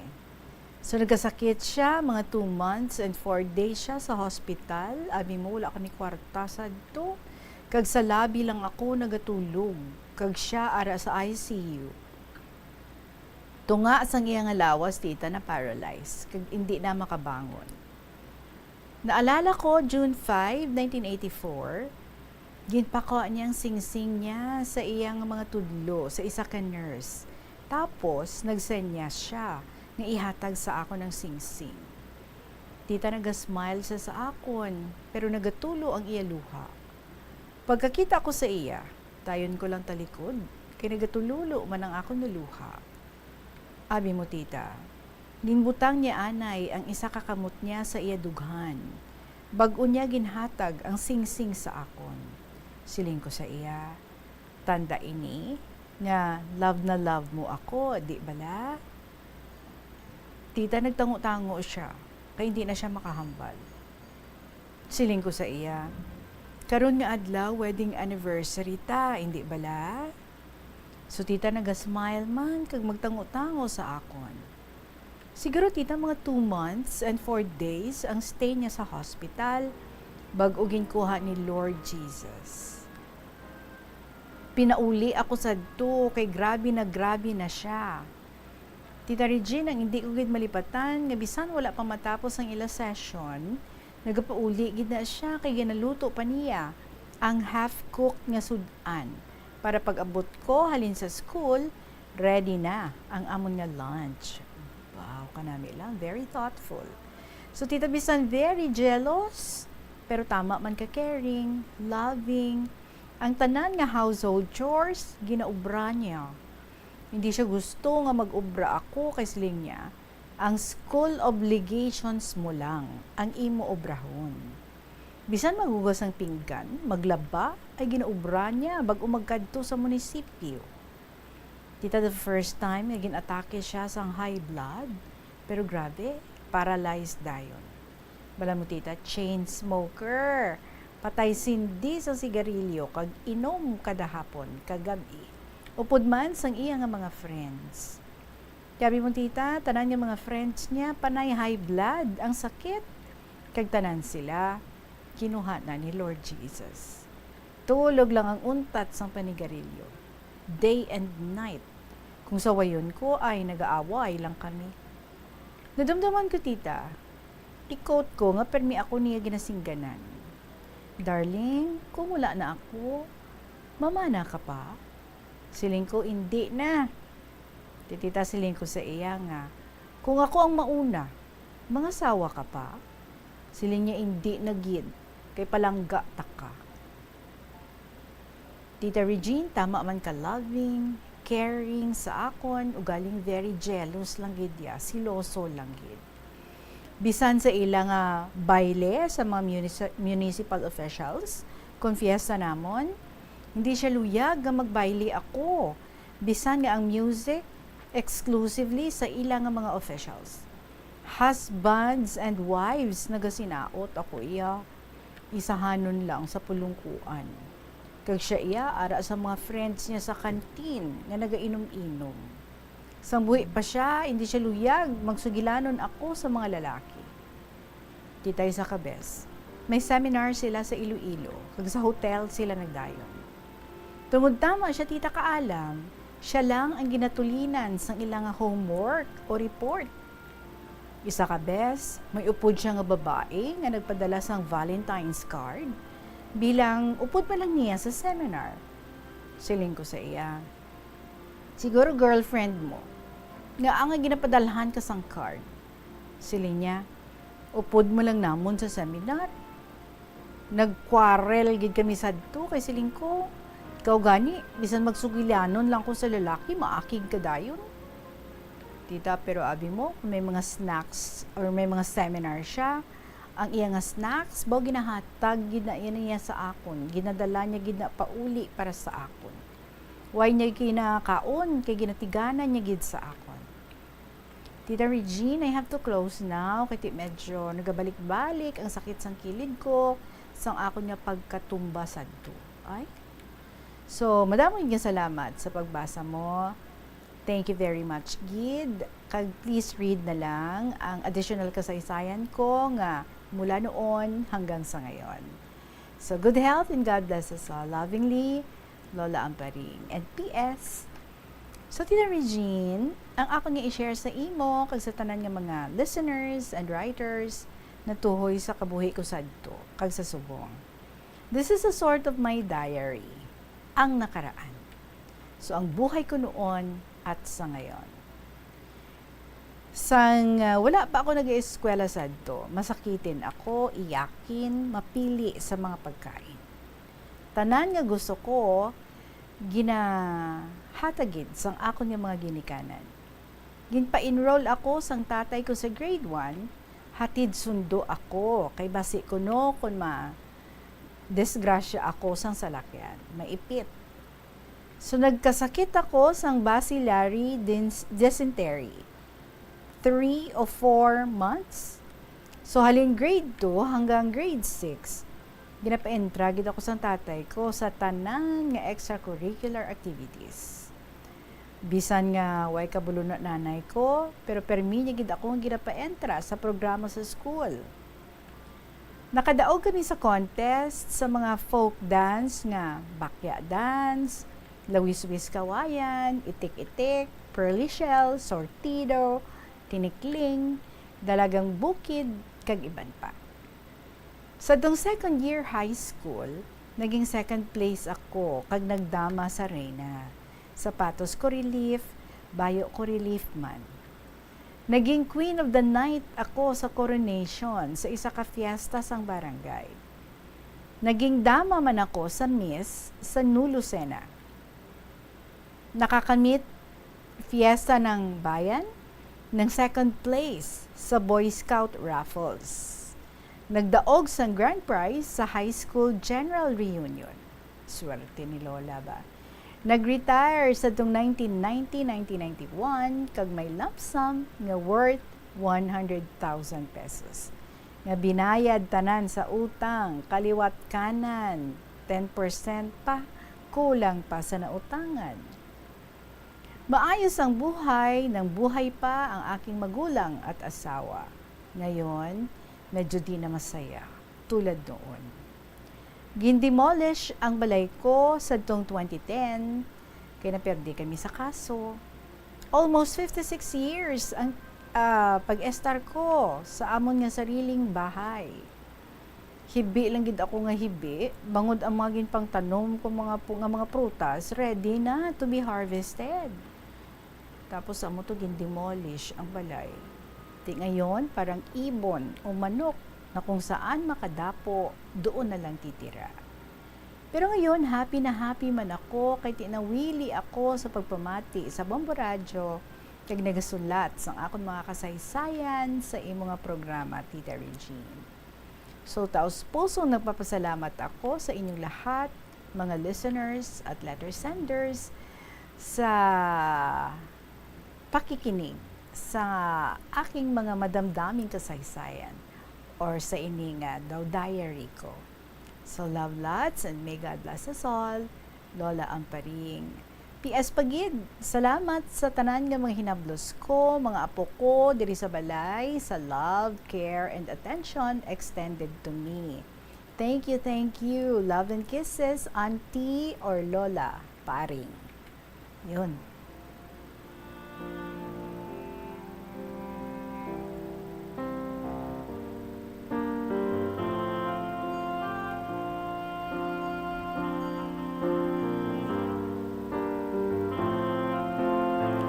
Well, Lola Amparing, pasensya gid ha. Siguro nagulat gid kahapon, no? Nga mabasa tang ini nga particular episodes ang imo nga gin-share diri. Baw, sorry, gidabag ulang gid kuya kabalo.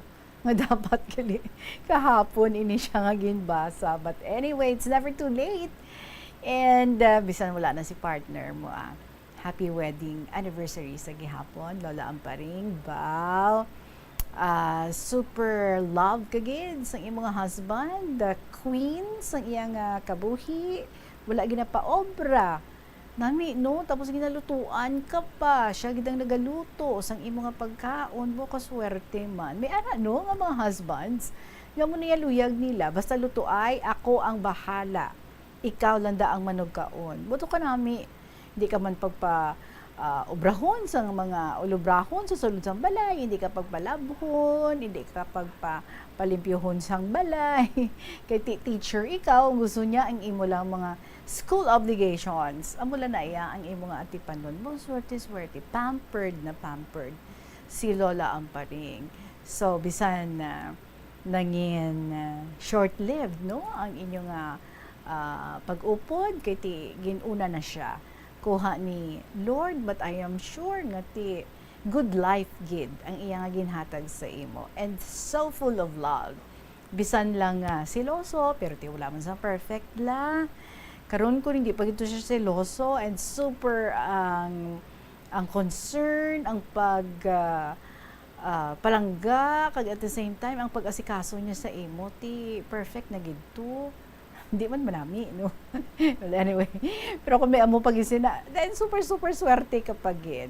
So anyway, I'm sure bisan nga, wala na siya, forever gid, hindi mo siya makalimtan because ang inyo nga pinagsamahan nga duha, because ang inyo nga pagpalagaan nga duha. But sige lang, bisan wala na siya, ara man, no, nga naga-supply sang endless nga pagpalangga ang imo mga hinablos, ang imo nga mga apo, even ang imo nga mga sa mga tapik, no, ang mga hinablos ang imo nga husband nga until now umbal mo ara gid sa gihapon nga nagaulikid gid sa imo.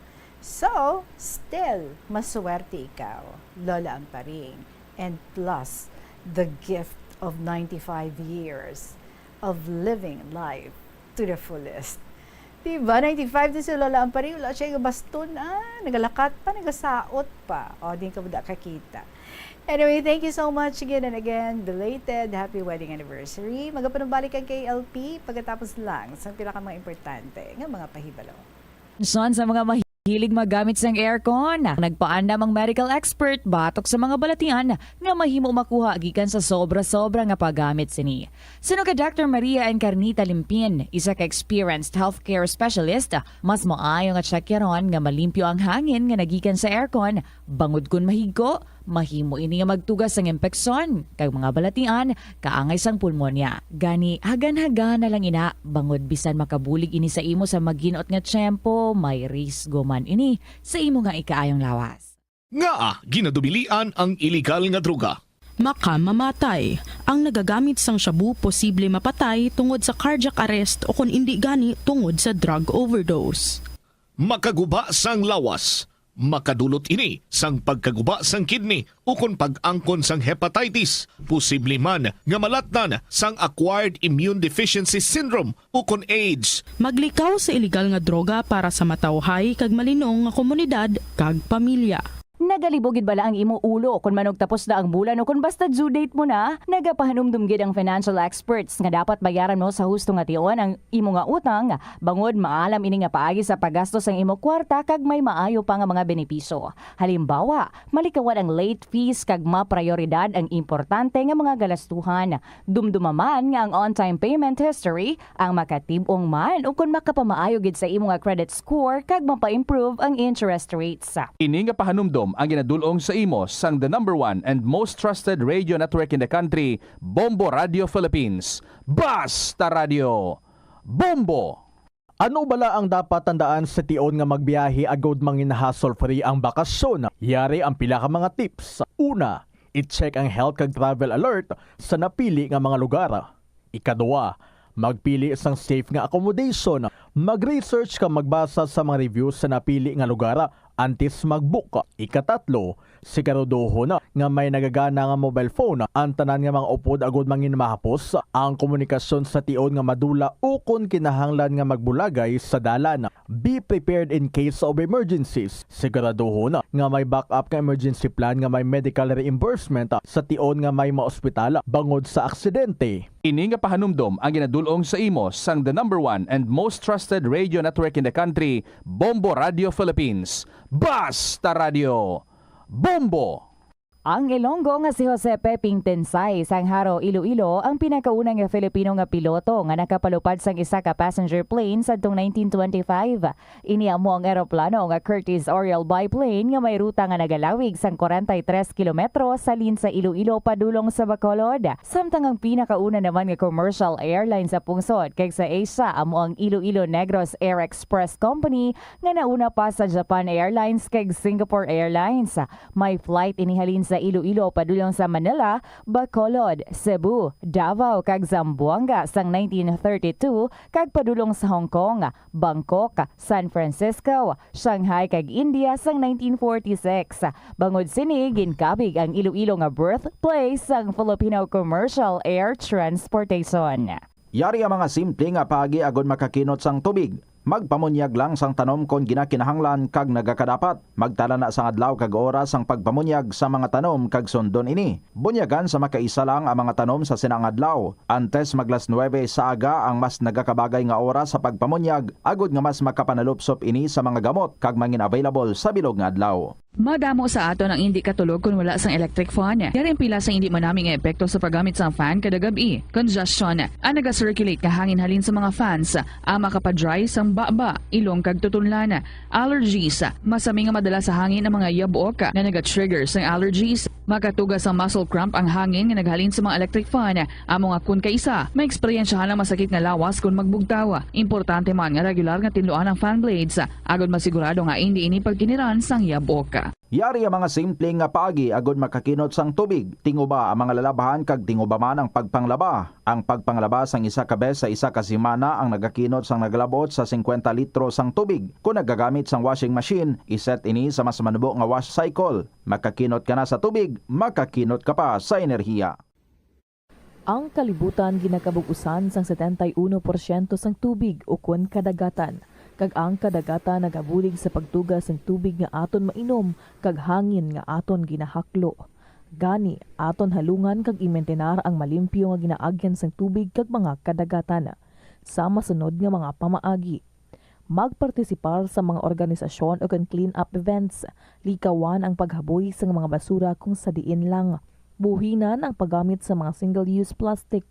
Hindi pag-i-flush o kung ihulog sa mga lababo ang mga basura sa panimalay. 1 minute after 3 o'clock, it's time to wrap up things. Don't forget, magasunod ang inyong mga paborito ng mga drama. Si Tuyang Ermitanya, Provincial Jail, kag ang Dear Diary. Salamat, Gid, sa inyong mga istorya and most especially, salamat sa inyong presensya wherever you are. staying connected with us every afternoon diri sa Palatuntunan Kahapon Lamang program. Sa inyong mga istorya, pwede nga ma-email sa bombo_iloilo@bomboradio.info or send that sa Kahapon Lamang program, DYFM, Bombo Radio Iloilo, Sky City Tower, Mapa Street, Iloilo City. Balikay kita tomorrow sa gihapon ni ninyo alagad. Si Tita Regine para sa Kahapon Lamang program. Good afternoon and God bless.